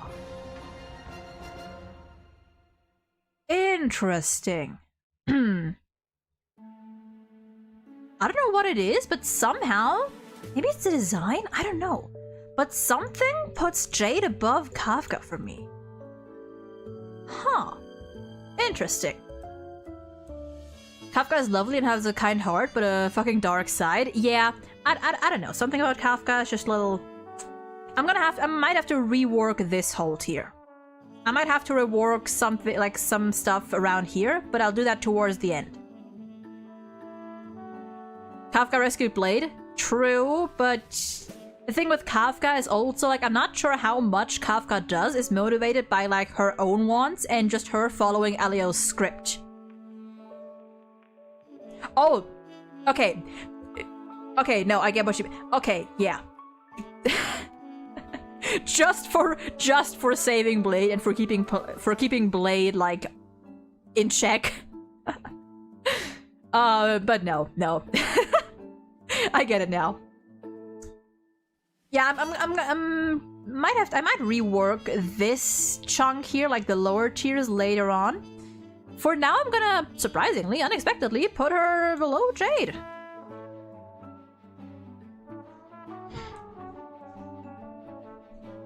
Yeah, like with Kafka, I'm not sure. Let's see here. Lingsha. All I know of Lingsha is what we've seen of her in the Xianzhou interlude, and from that alone, I like her. I think her attitude is kind of fun. I kind of like her attitude, and she also does give. Okay, hear me out. This, I don't know too much about Lingsha yet, but from a first impression alone, Lingsha does low-key give me Big Sis vibes. And that, in female characters, is one of my types. I would have to know, I would have to learn more about her. Also, banger time. From the cutscenes we've had of her in the Xianzhou quest, I'll put her somewhere here with Fei Xiao and Bronya. Have you read the LC for the free 5-star one from Kafka?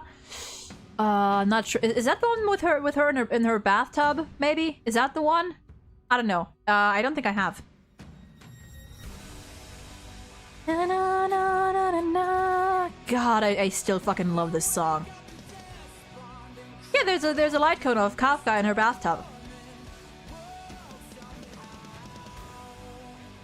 Na na na na na na. Na na na na na na na na na. God, I fucking love this song. Still, so good, so good, so good. Anyway, Lucha.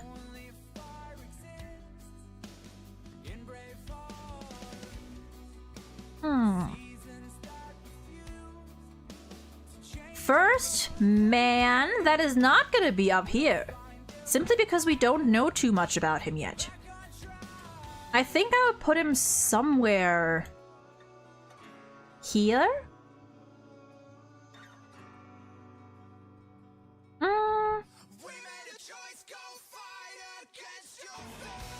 I'm sorry, I couldn't interrupt the drop. A man that is below 8, scandalous. Yeah, no, I think it's mainly because, like, all I remember from him, like, all we've seen of him is his little appearance in the Xianzhou arc, and past that we literally never saw him again. He was just mentioned with Fugue's story, which I'm still low-key upset that they didn't even show us, like, Luo Cha when he brought Ting Yun to Ron Mei. And whatever they talked about, like, they showed none of that, which I think was kind of a waste. Unless they plan to do it at some point, but...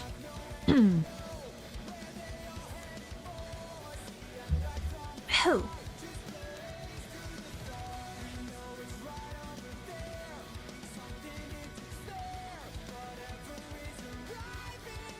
I have... My lip, there's like loose skin on my lip. I hate it. The 2.0 trailer song actually played earlier this stream. It actually played earlier this stream. I'm not gonna leave it for this banger though. This is also a very good one. It's called White Knight. Yeah, it was like one of the very first songs that played on earlier this stream. And enjoy your luck. Okay. Lucha, we just don't know enough about him yet. And I don't have him, so I haven't ever really thought of reading his story either, so I guess there's that. Luca! Well, up you go. And we're back. We're back to men at 8 to 9 out of 10. Which... Is that the Amphorius trailer? Oh yes, his Nameless Faces. Yeah. Luca is not a child. That is not a child. He's like young adult, I think. Pretty sure he's like a young adult. I don't know, I would assume Luca to be like somewhere like 19 to 23 or something. How do you know? Like, did they ever specify that Luca was a minor or a child or whatever? And either way, like, what does it matter? What does it matter? I still love him. Whether he's fucking 5 or 55, I still love him. 25 to 27. Ah yes, Luca is minor coded now. He's a grown child now.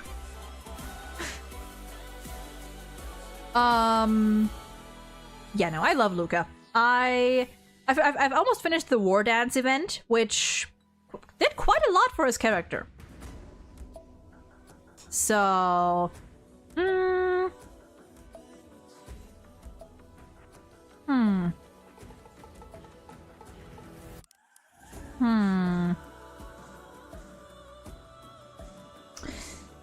You know what? We're gonna do this, and... Yeah, I think that's fine. I think that's fine. I don't know, again, ages and HSR are like vague at best. I would assume like Luca is like a young adult. They did post it. They never specify ages. They never do. I would be surprised if they did ever.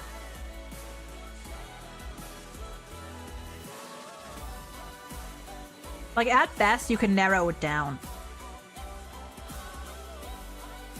But yeah, Luca up here. The War Dance event definitely made me love him a lot more, and also understand why he why his path is nihility. Because after the War Dance, his in-game path being nihility actually kind of makes sense. In Reddit, are you sure that was like an actual official post? Because I'm not gonna lie, I don't believe that. As cool as I would find it, I don't believe that would be an official post. Like, they have no reason to do that.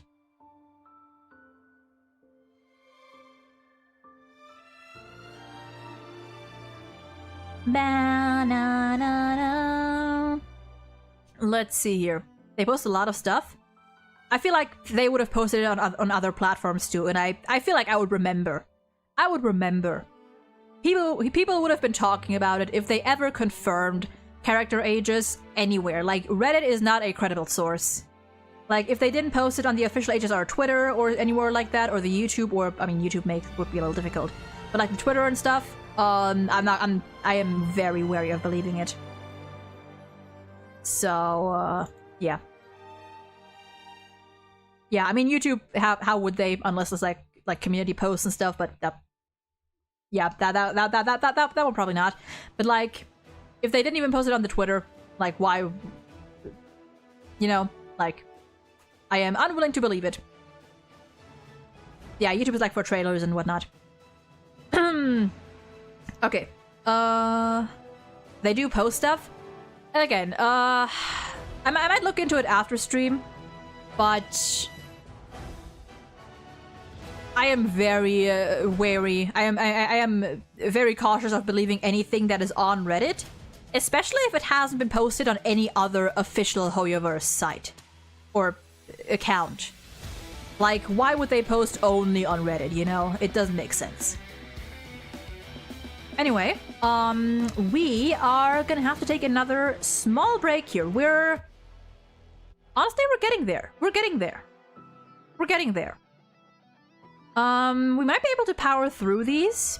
We'll have to see. I might have to speed some of these up because I can feel my voice going, which is why we're gonna take another break. And ads are gonna run soon anyway. So we'll be back in about 10 minutes. And then we're going to continue. And we might get through this a bit faster then. I mean, just because it's the official subreddit doesn't mean that anything that's posted on there is official. It says you like story-heavy games. Have you considered Blue Archive at some point? I've heard of it, but I've never played it before. I've definitely heard of it. Maybe at some point. Is Blue Archive also a gacha game? I don't remember.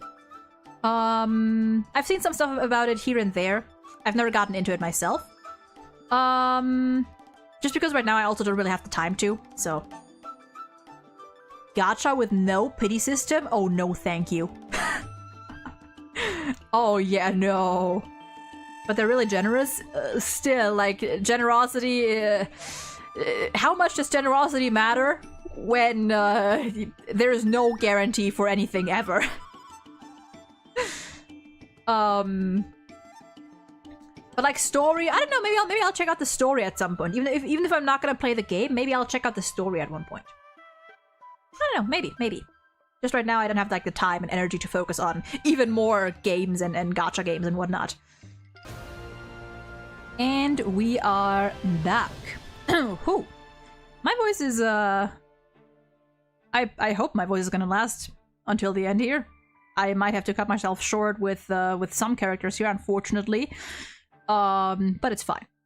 Actually, looking at some of the ones that are left, that might be difficult.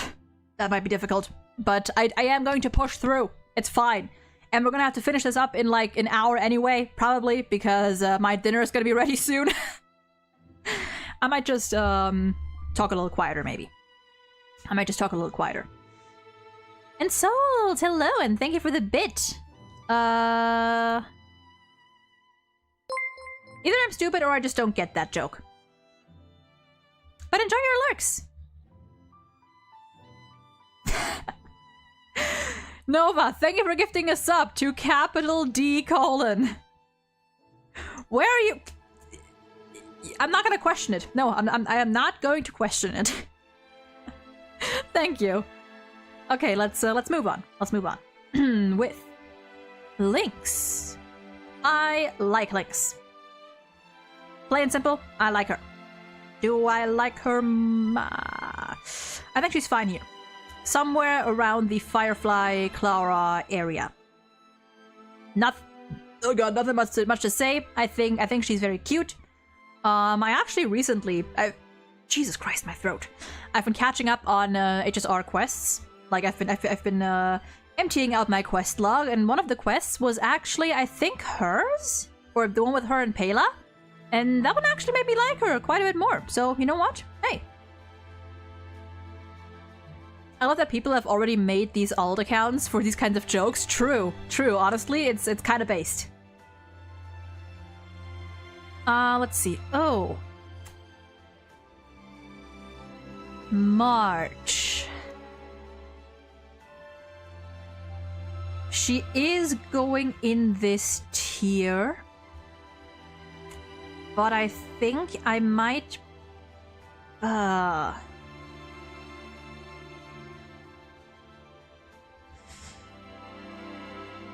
do I put March? The thing with March is, on the one hand, I like her, but she is also, like, she has her very infuriating moments. Like, she has these moments where she's just like, I just cannot stand her attitude. So that really knocks her down. But as a cat, like, in general, I think she's fine. Just, I'm not vibing with her, she's so insensitive sometimes and so inconsiderate. And it's not like, it's not a case where, like, you can excuse it because, like, she is grown. She's not a child. She knows what she's doing. She knows what she's doing. Like, for the most part, or in what she's saying. Like, sometimes it's the things she says just rub me the wrong way. But despite that, I do like her. I might put her. I don't know, somewhere here. Somewhere here. It's a little blurry, but she's somewhere in this range. Let's see. Misha. Misha's okay. He's cute. Yeah, he's cute, and that's about it. Don't have a big opinion about him. I think he's just fine. Mozza. Up you go, buddy. Oh, yeah, more than Luca, probably. Maybe more than Gallagher, even? Maybe even more. Ooh. See, he's voiced by Ben, and I love Ben. Okay, I'm assuming that's pronounced Cage something. Thank you for following. I appreciate it. Hope you're doing well today. I might even put him above Jing Yuan, honestly. Listen, the fact that Jing Yuan is voiced by Sayu, but the fact that he's voiced by Ben really adds on to it. I don't know. I love Mozza.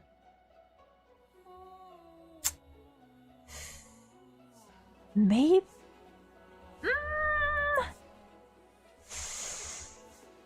Maybe between Japard and Jing Yuan. I don't know if I'd like Japard more than Mozza. I don't know, somewhere around here. He's somewhere in the mid range. He's like an 8.5-ish. Like an 8 to 9, somewhere in the range from 8 to 8.5, I think. But I would put him above these three, probably. Yeah. Even though we haven't known him for as long as like Jing Yuan and stuff, or Luca, I don't know. Or he hasn't even been all that. He hasn't even been like hugely present in the Xianzhou quests. But I don't know. Like his general, like his design, first of all, like from the moment we saw his silhouette, I already knew that I was gonna like him. And his personality, I don't know, it fits. It fits. Natasha. We need a woman at the 10 out of 10 section. Hold up, pause, we're getting there, we're getting there. We're getting there. Natasha.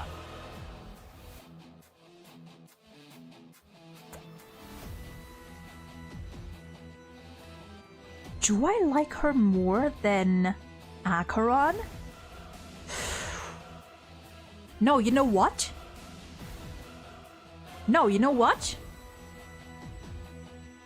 We're gonna do this instead. I'm gonna move Acheron up here. And Natasha is going to be our new gatekeep. Our new gatekeeper. I do love Natasha. She was my first healer. And I still want to use her to this day every now and then.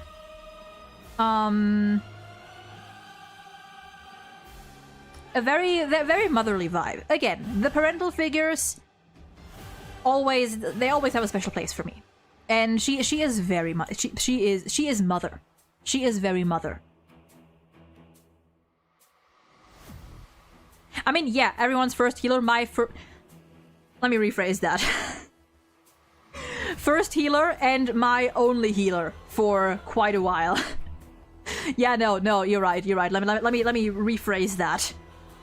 Like my only and main healer for quite a while. I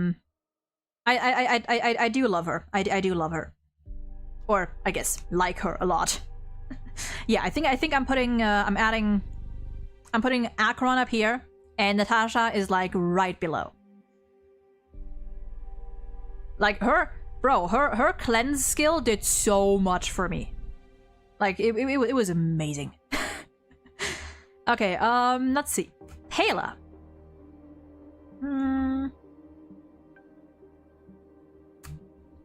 Maybe. Whoops.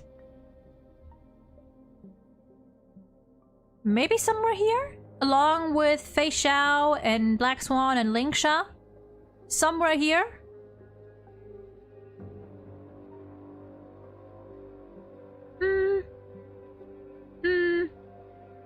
Yeah. I like Pela. Well, I'll put her here. I like Pela. I like her. Listen, I am always a fan of a fellow author, a fellow writer. You know, Pela is my fanfiction spirit animal, spirit creature. I do like her. I kind of want to see more of her, honestly. I kind of do. Be right back. All good. Qingque. Not a big fan of her. I might put her somewhere like here with yeah, I think she's okay. No strong feelings towards her. Her gameplay is it's kind of fun. But yeah, no strong feelings. She's kind of just she's all right. She's all right. Rappa.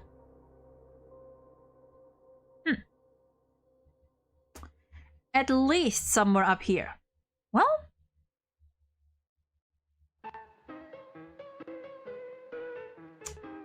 ooh, do I like her more than Natasha? Honestly, I kind of think I do. What is this music? What is this music? Todestrieb. Something something Paniconi. I don't remember this one.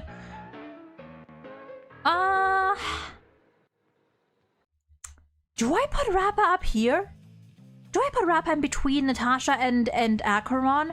I think I do. Genuinely, the 2.6 quest made me like her a lot. And I do like her general aesthetic. I love the pink hair. I do really like her design. I think her rapping is very silly. I think the Chuny is also very silly indeed. I'm not gonna lie. This is not necessarily related to my judgment of her character. I want to see more. I want to see more of Rappa and Boothill. I want to see more Rappa and Boothill action. That is, like, these two would have such a cute dynamic. Like, like the Boothill Rappa father-daughter headcanon lives rent-free in my head. I think it would be so nice and so cute. It'd be so good. Listen, I just need characters for Boothill to dote on, and to like look after, you know, to like fuss over. I just do, and I think Rappa would be a prime candidate. It'd be so like they'd be so cute. But I think she goes, yeah, I think she goes up here. Yeah. Yeah, or little sister, honestly. I'm saying father-daughter just because, you know. Listen, I need some depression fuel. I need what's the word I'm looking for? Not a replacement. I need a stand-in for Boothill's dead daughter.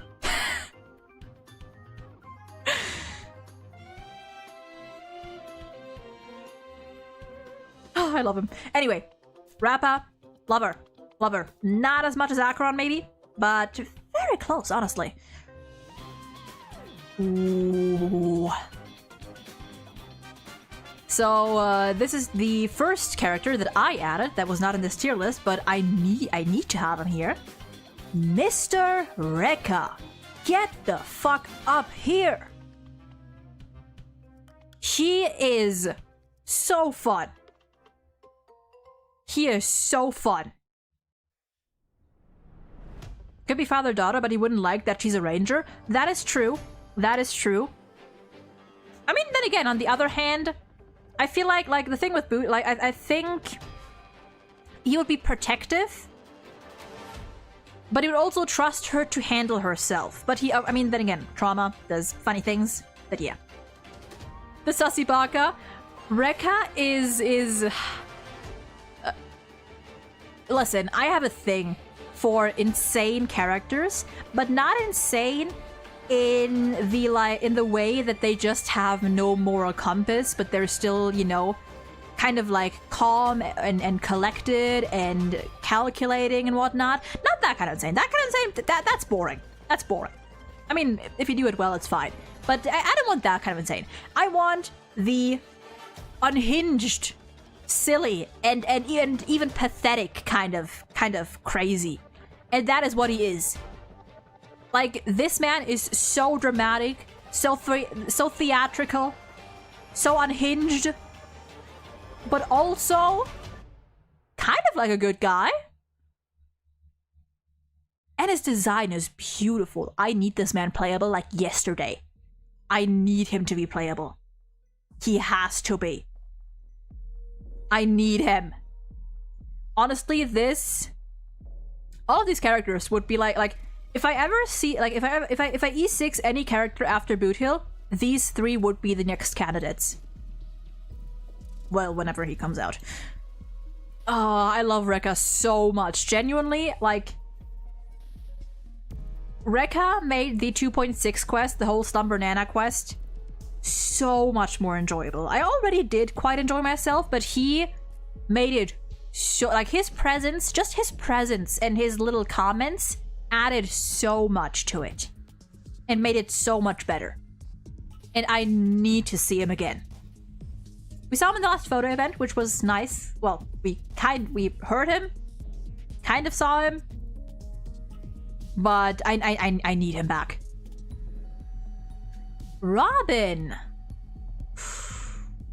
Ooh.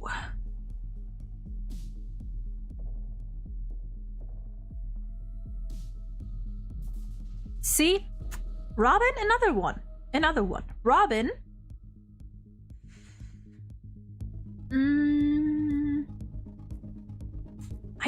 Oh. You know what? I might do it. I might put Robin in the top tier. That does not necessarily mean that I love her more than the first 3 to 4 characters on here. I love Robin in a different way.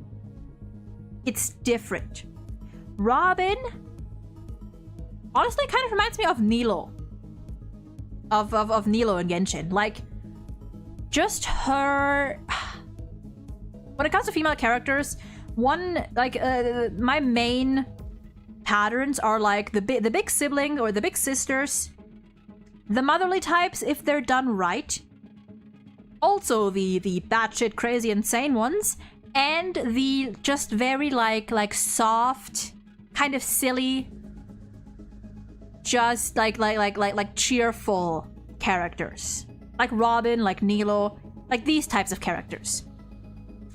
And I wouldn't say that I love her more than I do any of these guys. It's just different. Like, I love her, but in a different way. If that makes sense. So I think she deserves to be up here. I think she does. I don't know where exactly I would rank her. Probably lower at the bottom, but she does belong here. Speaking of which... What timing?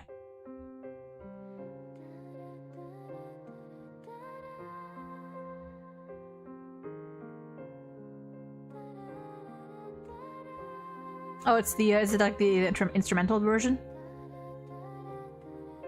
God, this song of Stultus is so good. Na, na, na, na, na. Ah, beautiful. Beautiful. I stalled just for this. Listen, I did not know that, like, these are all random. That's just timing. That is just beautiful timing. Okay. Yeah. Robin belongs up here.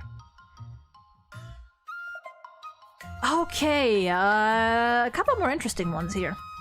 Ron May.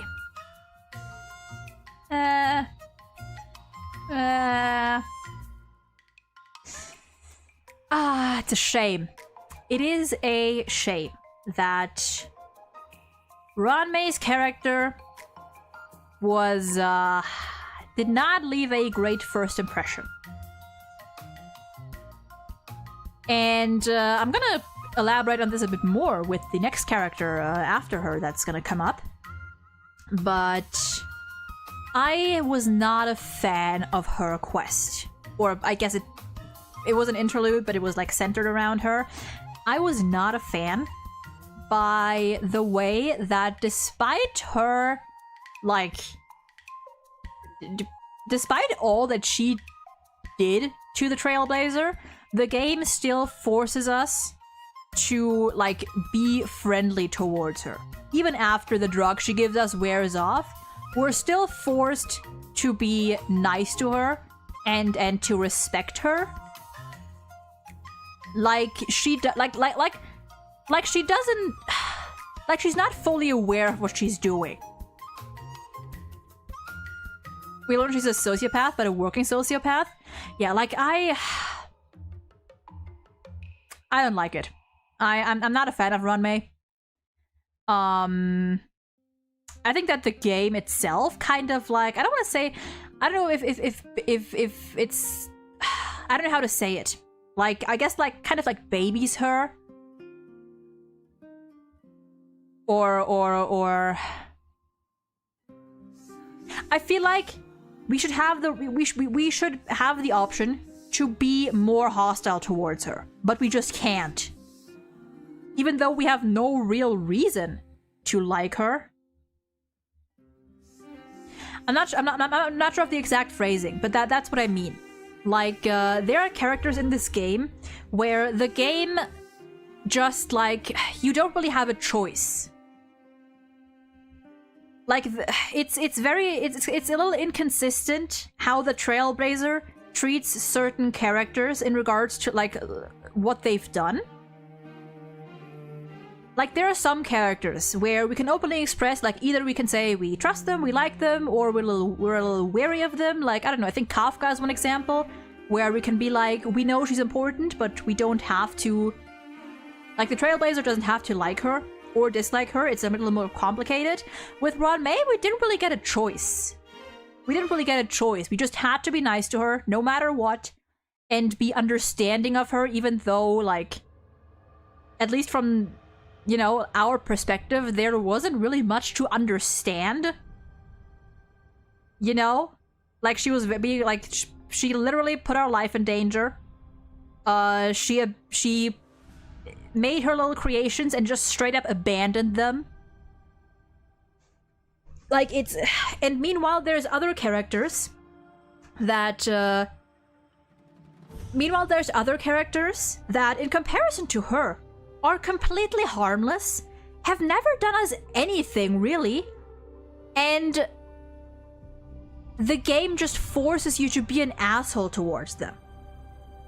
Such as the one and only Mr. Sampo Kazgi. First of all, 10 out of 10. Maybe even right below Boot Hill.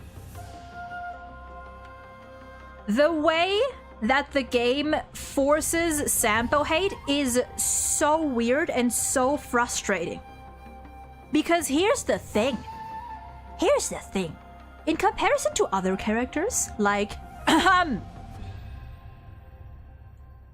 Sampo has never actually done anything to us. He has never done us any harm that he hasn't made up to us within like a day. The only 2 times that I can think of where Sampo has actually gotten us into trouble was at the very start when, you know, like we were walking with him towards Belobog and we got stopped by Japart, and that got us like under suspicion for being, you know, accomplices. What did Sampo do the very next day? Saved us when we got chased down by Bronya. Second one was the museum, when we found out that Sampo has been, what was it, like stealing relics and whatnot. Like, it was like he was up to some shady business, and we had the choice to like either like let him go or try to stop him. Either one, he just would have escaped. But then like the next day, he volunteers at the museum and helps out. Like it is so weird how Sampo. And this is another case of like Sampo is so heavily mischaracterized and misunderstood by people.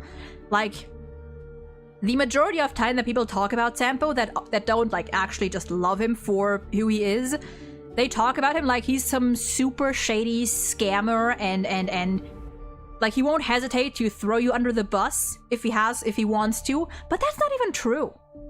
Like, there is we've heard from multiple sources that Sampo always repays his debts, no matter what.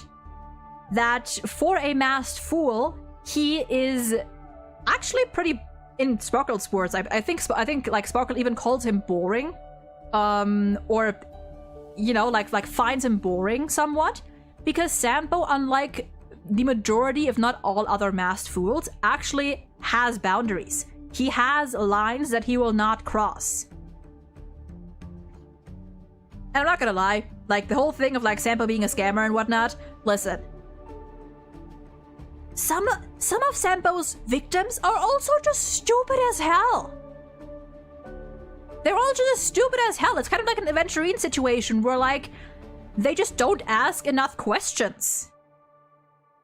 Like, some of them At least from what I remember, I read recently, like there's like one book or something that you can, like, one collectible that's like talks about like Sampo's scamming victims, complaining about like the services that he claimed to provide and how they were, you know, taken advantage of and whatnot. So most of these are just people being dumb. It's like, oh, he sold me this thing, telling me it did this, and then I tried to use it and it got me into trouble. Like, okay, that's your fault. Like, if you try to use one of his products to do illegal shit, that's not his fault. It's like stuff like that. Like, Sampo is way more harmless than the game wants to make you believe. All in all, listen, I'll say it. Sampo is a pretty trustworthy guy because he, like Natasha tells us, that like he repays his debts. He repays every single of his debts. If he owes you a favor, he will make sure to repay you, no matter what. And Natasha has been working with him for years, so I trust her on that. Like, she knows. He's a scam artist, but a scam artist I want on my side. I wouldn't even I don't know, like scam artist. I don't know if I call. Okay, even that I wouldn't even call him like a real scam artist, because here's the thing. Like, number one, many of his victims are just plain stupid. They don't ask enough questions, and then they complain when Sampo does like when what they get is just barely what Sampo promised. Is it shady? Yes. Is it sneaky? Yes. Is it a scam? I wouldn't say so. And the last Bellabog event that we had with him, that was an honest business. Like, there was no shady stuff going on there. He sold, like, we brought him materials. He sold stuff. He made clear what everything does. And that was it. Like, Sampo, he is sneaky and very dodgy. But not like, he's not nearly as bad as people as people make him out to be. I understand his actions, but the way he speaks makes me sense of it. Yeah, the way he speaks, I get that the way he does have a certain way of talking, definitely. Like, he does have a very businessman level of talking that makes it easy to be distrustful of him. For sure. But, like, Sampo's only helped us so far.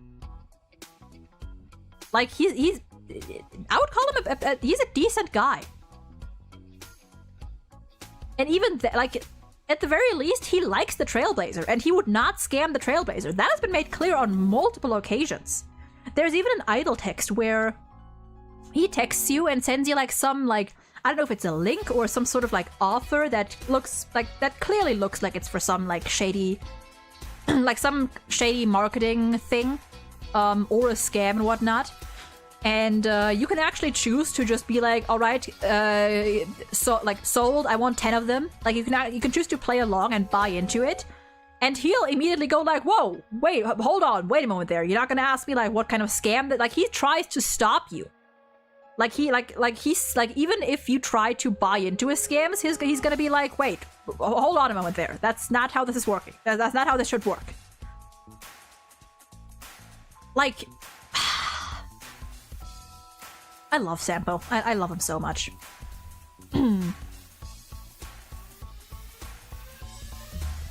By the way, is it normal that I like Firefly a lot, that I have the wallpaper and the mouse thing as her? I mean, hey, sure. Why not? I forgot about that. Yeah, like, bro, Sampo's Sampo's idle texts are so interesting. Like, that one is the one that sticks out to me. And this is what I mean when I say forced Sampo hate. You know that one? There is one idle text you get from him where he just texts you and says, like, I'm tired, I want to quit. Right? Like no humor behind it, like just a straight up, I'm tired, I think I want to quit. like his business and whatnot, like, or not even his, but he just says he wants to quit. And the options, like the responses that you can give him are so mean. Like, they're so unnecessarily mean.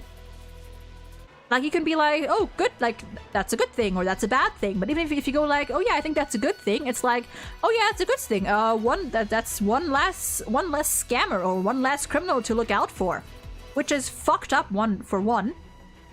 And he like goes on to tell you that, like, even if he wants to step out of the business, he can't. Like, it's not that easy. Like, he still has like things left unfinished, and he has, quote, mouths to feed, which I think is very interesting, because I do not believe he would say that without... I do not believe he would just say that lightheartedly. Sample lore, when? And, like, at some point, you just leave him. You just leave him. Like, you can't even indulge him any further. Your only options are to be like, alright, cool, I gotta go. And leave him unread. It's so mean and so cruel, and it makes no sense. Like, Sampo hate is the most forced. It is so forced and makes absolutely no sense. I think the mouths to feed are animals, not people. I don't know why I think this, but it's the first thought that came to my mind. That would be interesting, actually, yeah. Like, I always assumed it would be people, but animals would also be interesting. Just like, and either way, I would just say like any living creature. Because Sampo cares. Sampo cares about others. Like, out of all masked fools, he, I would say, is the least suited to be one. He's just, like, he's an actor. But he's an actor with morals. I mean, there is that theory that Sampo is a mourning actor, which honestly would make sense. So maybe that's it. Plus, I mean, it's said that Aha doesn't, like, that Aha just chooses the, it just chooses its path striders and even emanators on a whim. So there's also a high chance of Sampo being a masked fool without even wanting to be. It's just so interesting. We need more Sampo. Okay, we gotta get through this. Oh god, I knew this. I knew this one in particular would hold me up so long. Screw him. I like him.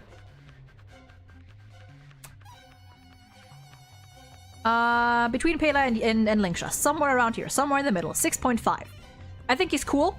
Well, actually.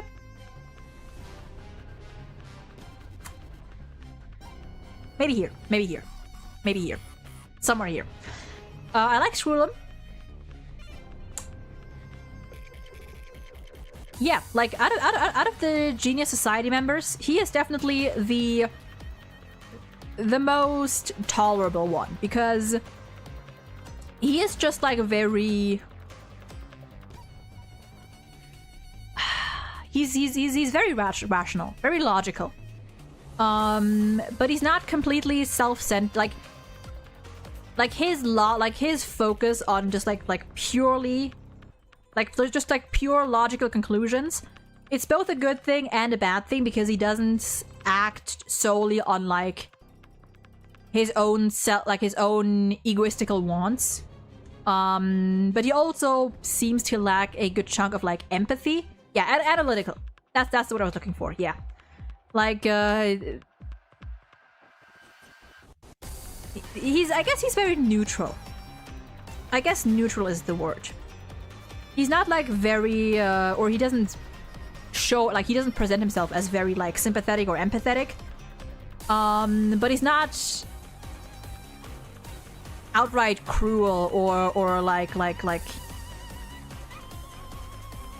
self-centered and whatnot.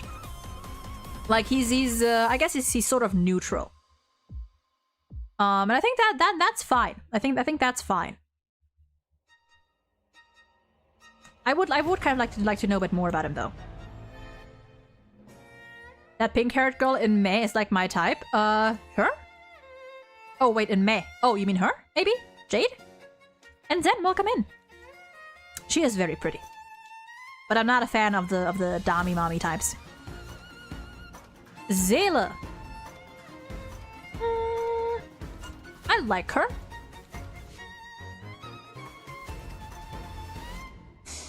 Maybe somewhere along with Black Swan and Hanya.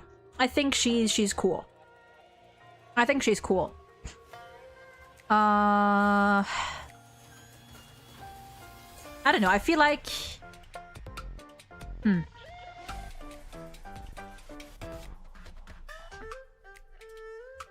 I'm trying to think back to her interactions in Bellabog.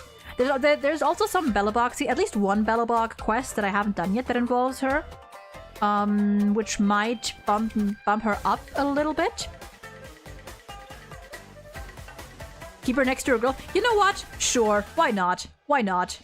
Like, this is all like very vague and like this is vaguely ranked at best within the tiers. So you know what? Fuck it. Next to Bronya she goes.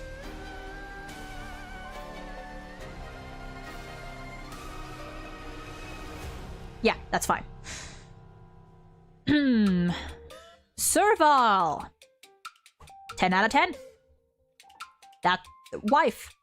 I love her style. I love her personality. She's a literal big sister. I love her. I love her. She is so beautiful.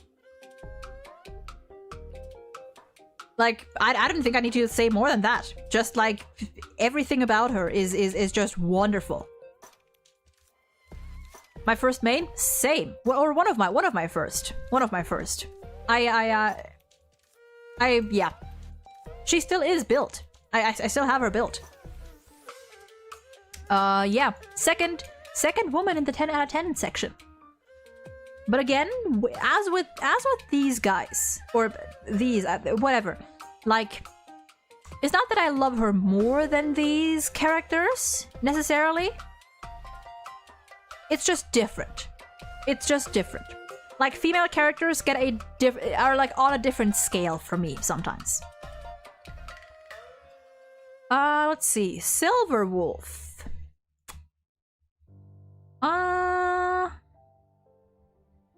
Maybe bottom here. I do like her more than Misha. I don't know if I like her more than Hook. Maybe as much as. Somewhere around here, I think is fine.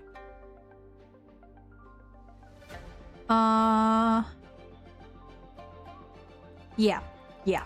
She does, I mean, she does, like... Again, I haven't read much about her story. But like, my impression of her is kind of just, like, somewhat childish, or... I guess childish is the word. Just a gamer. She's just a gamer.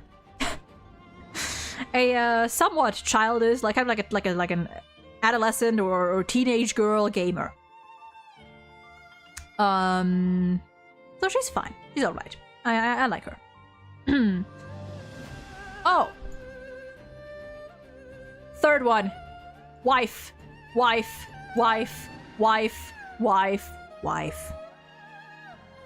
How can you not love Siobhan? Look at her. Like, that is a gorgeous woman. That is a beautiful woman. And I love her personality. She does give off a very, kind of like a big sister, kind of motherly vibe. And I love that for her. I need her to be playable. She is lovely.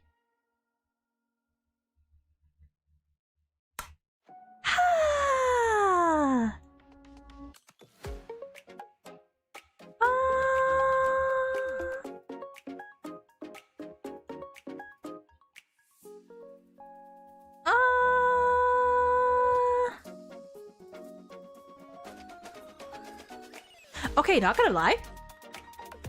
I recently went and had a listen to Sparkle's Japanese voice.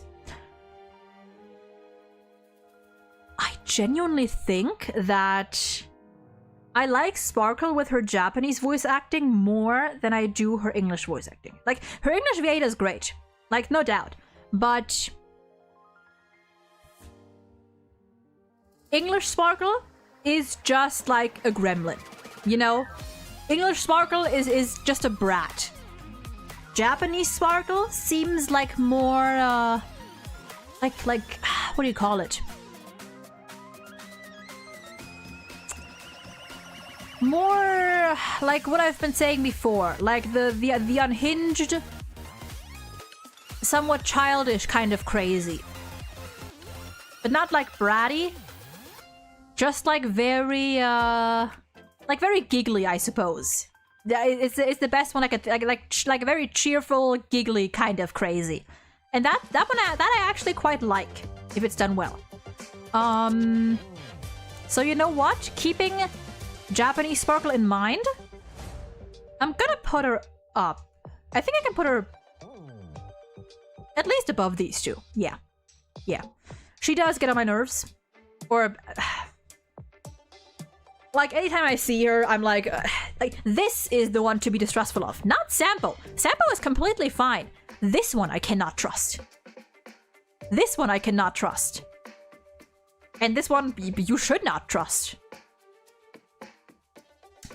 But you know who you can trust? This one. Sunday. Da da da da da da.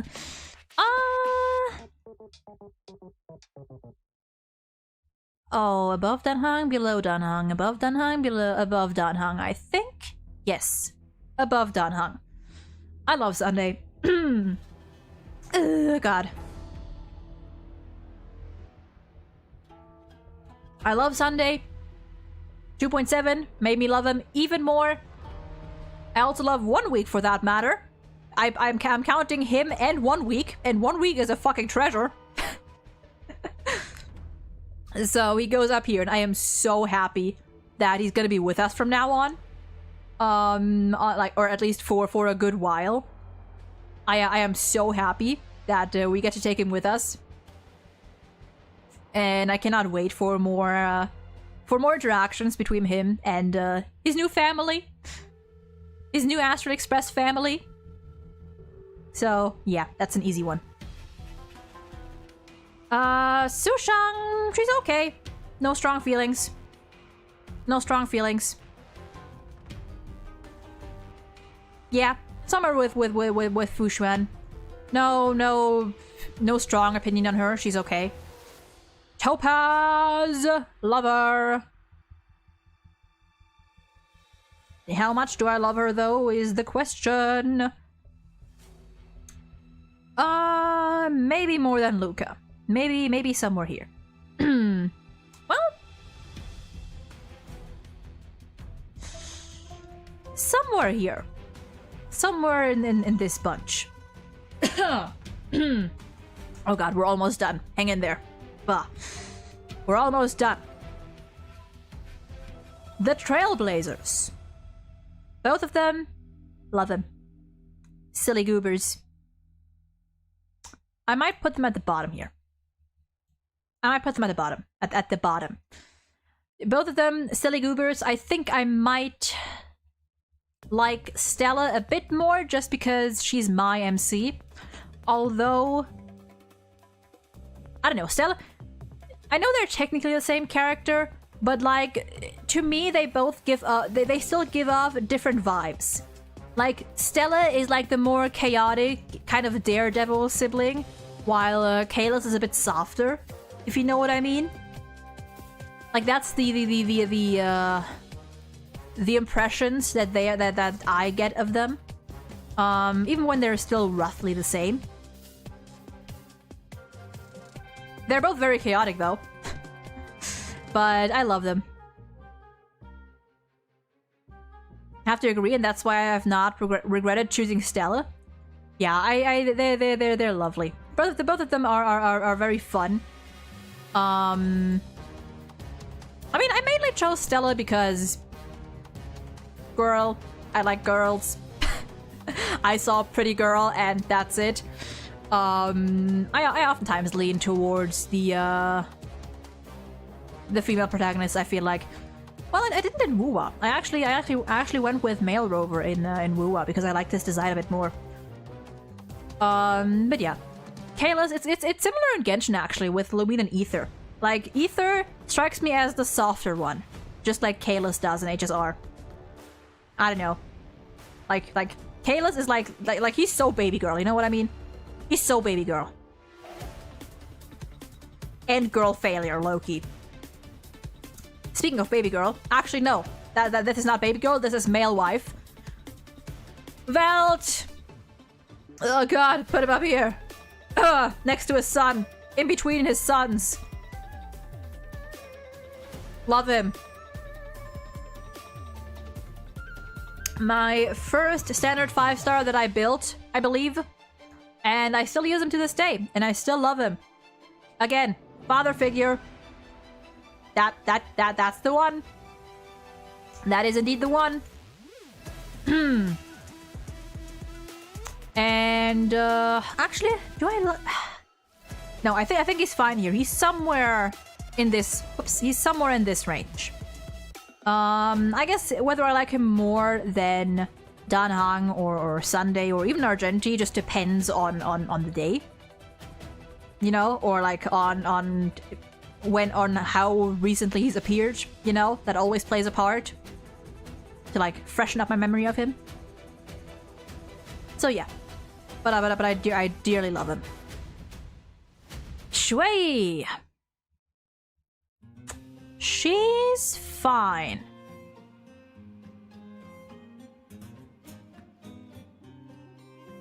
Maybe I'll put her at the top of your okay. Because I do like her design. I don't know too much about her, though. I don't know too much about her. Actually,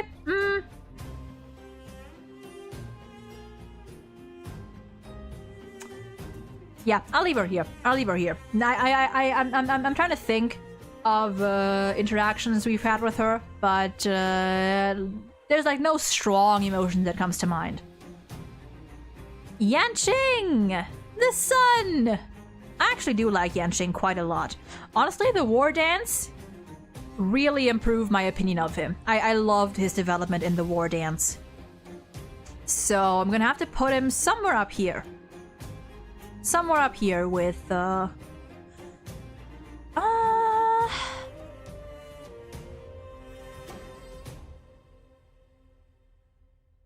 yeah, somewhere here. I love his development during the war dance. I love that we get to see him grow. Yeah, it's so nice. Like he's doing his best. He's doing his best. He is learning, and I love that for him. Yukong, wife. One more wife. Again, it's the mothers. It's the mothers.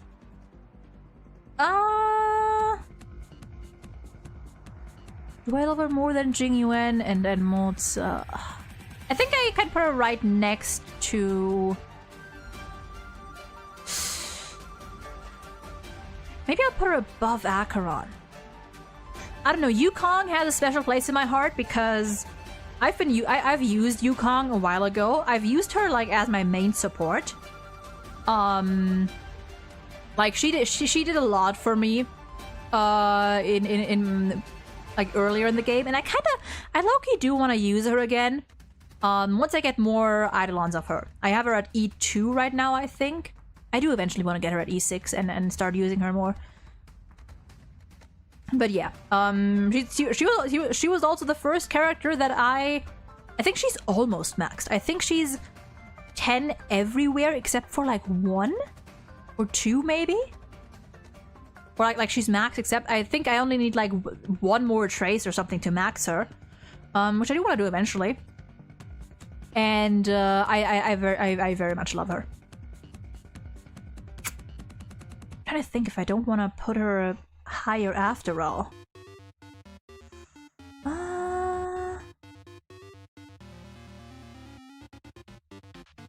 I don't know, I'll leave her here for now. And fine. The last one, thank God, because my voice is dying. I don't know if you can hear it, but my voice is, Huh. Yun Lee. She is okay. Her attitude in the word ends kind of annoyed me a little bit. She was a little too bratty for me.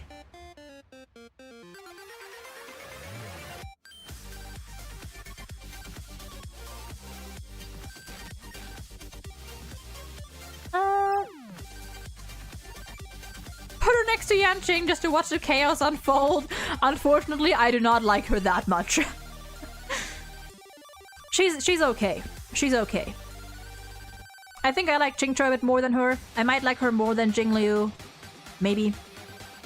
But, yeah. I think this is a fine spot. Now, let's see here. This is the last character. And technically, we are done now. However, what we're gonna do now at the end is just go over everything again. Just go through the tiers really quickly and see if there's anything that I would wish to change. I feel like there might be some stuff. Sparkless. Okay, we're gonna start at the bottom. I'm leaving Jade up here. Kafka up here. Also fine. Sparkle up here. Yes, because I'm not a fan of her, but her Japanese voice acting actually does it improve. Like, I like her Japanese voice acting. I don't know what it is. I don't know what it is about that. Like, her type of, like, she's too bratty for my tastes. But I wouldn't say that I straight up dislike her. It's like a mild disdain. That being said, I think I'm gonna have to move Ranmei down. And possibly even Herta. Possibly even Herta. Genuinely, I might also just be biased because I'm a ratio lover. So maybe his like, maybe that translates and makes me more biased towards the Genius Society. The trailer? Oh, you're right, the trailer. How long is the trailer? How long is that trailer? Let me see. You are correct. I'll adjust. I'll adjust Herta's placement.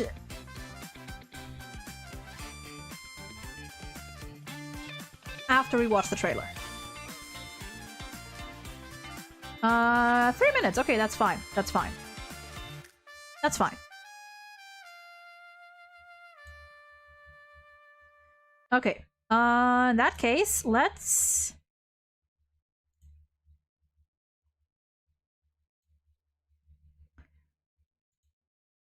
swap over here.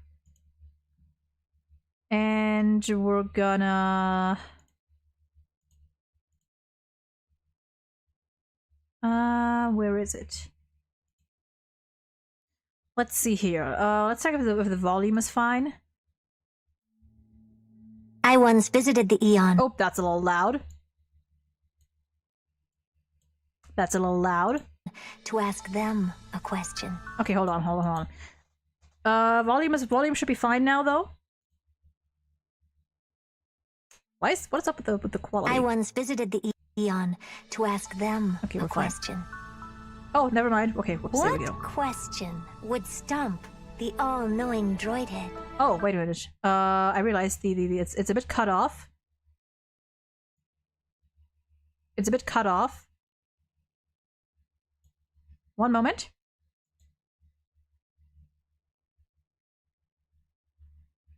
It is a tiny bit cut off.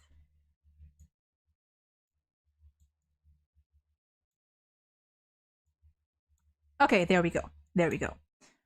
Let's see here. Myriad Celestia trailer, stars silent as enigmas. Let's see.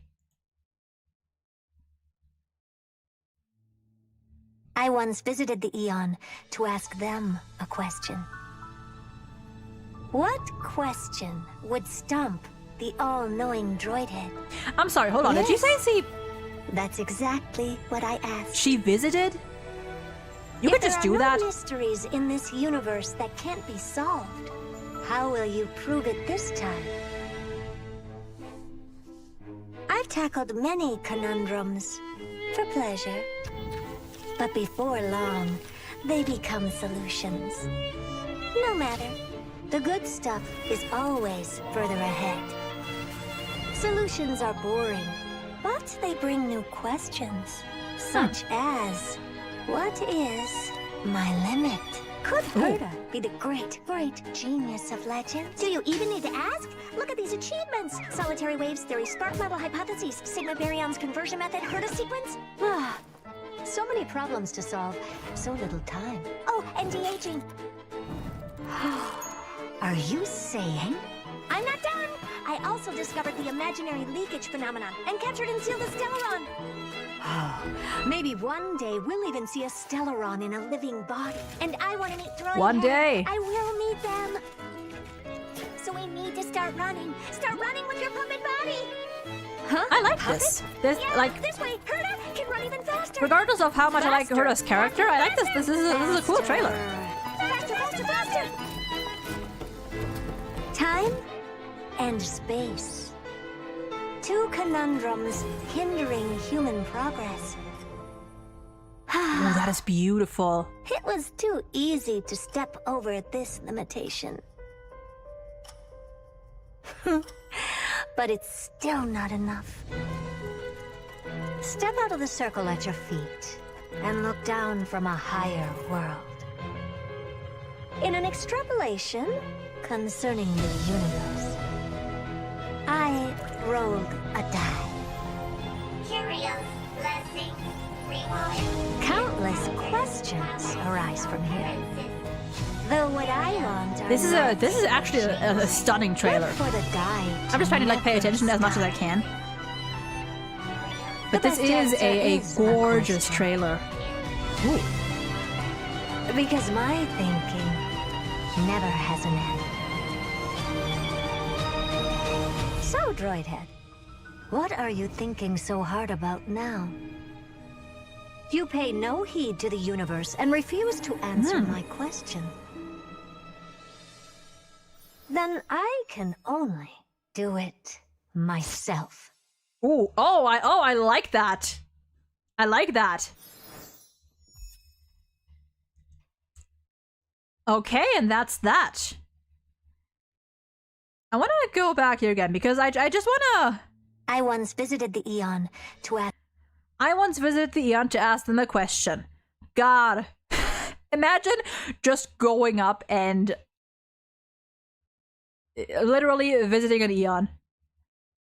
I cannot imagine the jealousy Ratio must feel if he knows that she can just do that. That poor, poor man. That poor man. But that is cool.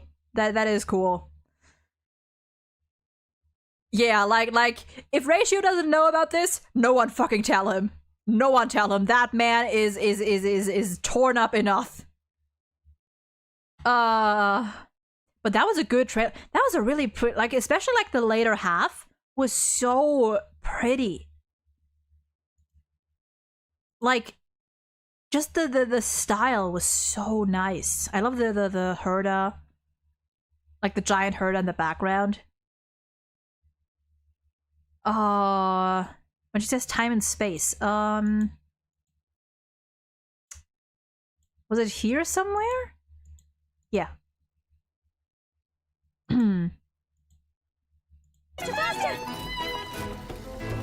Time? Yeah, time and space.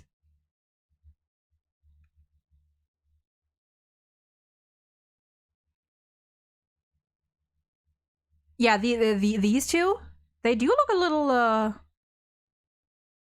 Wait, can Can I get a better, like a closer look at And- them? Whoops, whoops, whoops, whoops. A little further. And space. Interesting.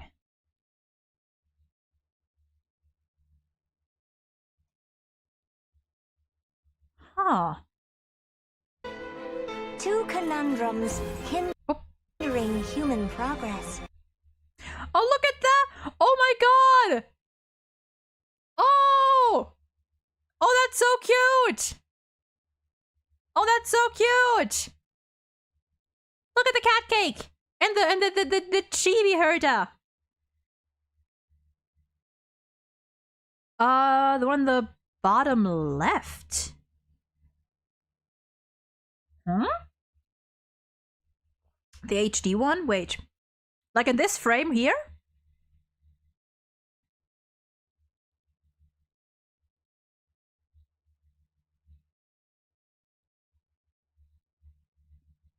I do not get it.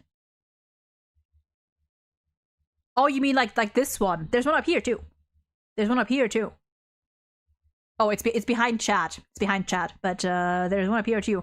Yeah, that's what I mean. Like little chibi dolls. That's cool. And the cat cake. Is there anything else? I think it's just that. Oh yeah, there's a cat cake down here too. That's cool. I didn't see that the first time. This is such a beautiful shot. This is a gorgeous shot. Okay, now let's see. I will say that number one, this trailer was very pretty and very, very nice. This one could be a wallpaper, honestly. This right here could be a wallpaper. Literally, so pretty. What is that? Is that a Scott? Okay, I'm not now. That being said, it does not really improve my opinion of her. Like, it pretty much just drives home what I've said before, is that Herta, she, like, I get why she is an interesting character. Like, she is someone who pursues knowledge above all else. But that is also the thing. It's really above all else. And it's for the sake of, like, she pursues answers for the sake of knowledge, not for the sake of, I guess, doing much with it. Like, to her, solving these riddles themselves, that is the goal. That is the achievement to her. And not of, like, what she can use these insights for. And I just don't like her attitude. Like, she is a pretty, like she is a self-centered person. And I don't like that. So yeah, these two down here. This tier now is fine, I think. This one, again, I'm not gonna be able to sort these, like, exactly. But I think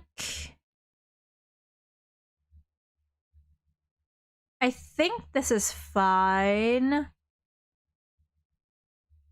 Maybe I'll put these two. Maybe I'll put Bailu and Jingchua next to each other. Knowledge is indeed a deadly weapon. I think this tier is fine. Oh, music, I forgot. There we go. This tier, let's see. Tasha, these are fine. Firefly up there is, I think, also fine.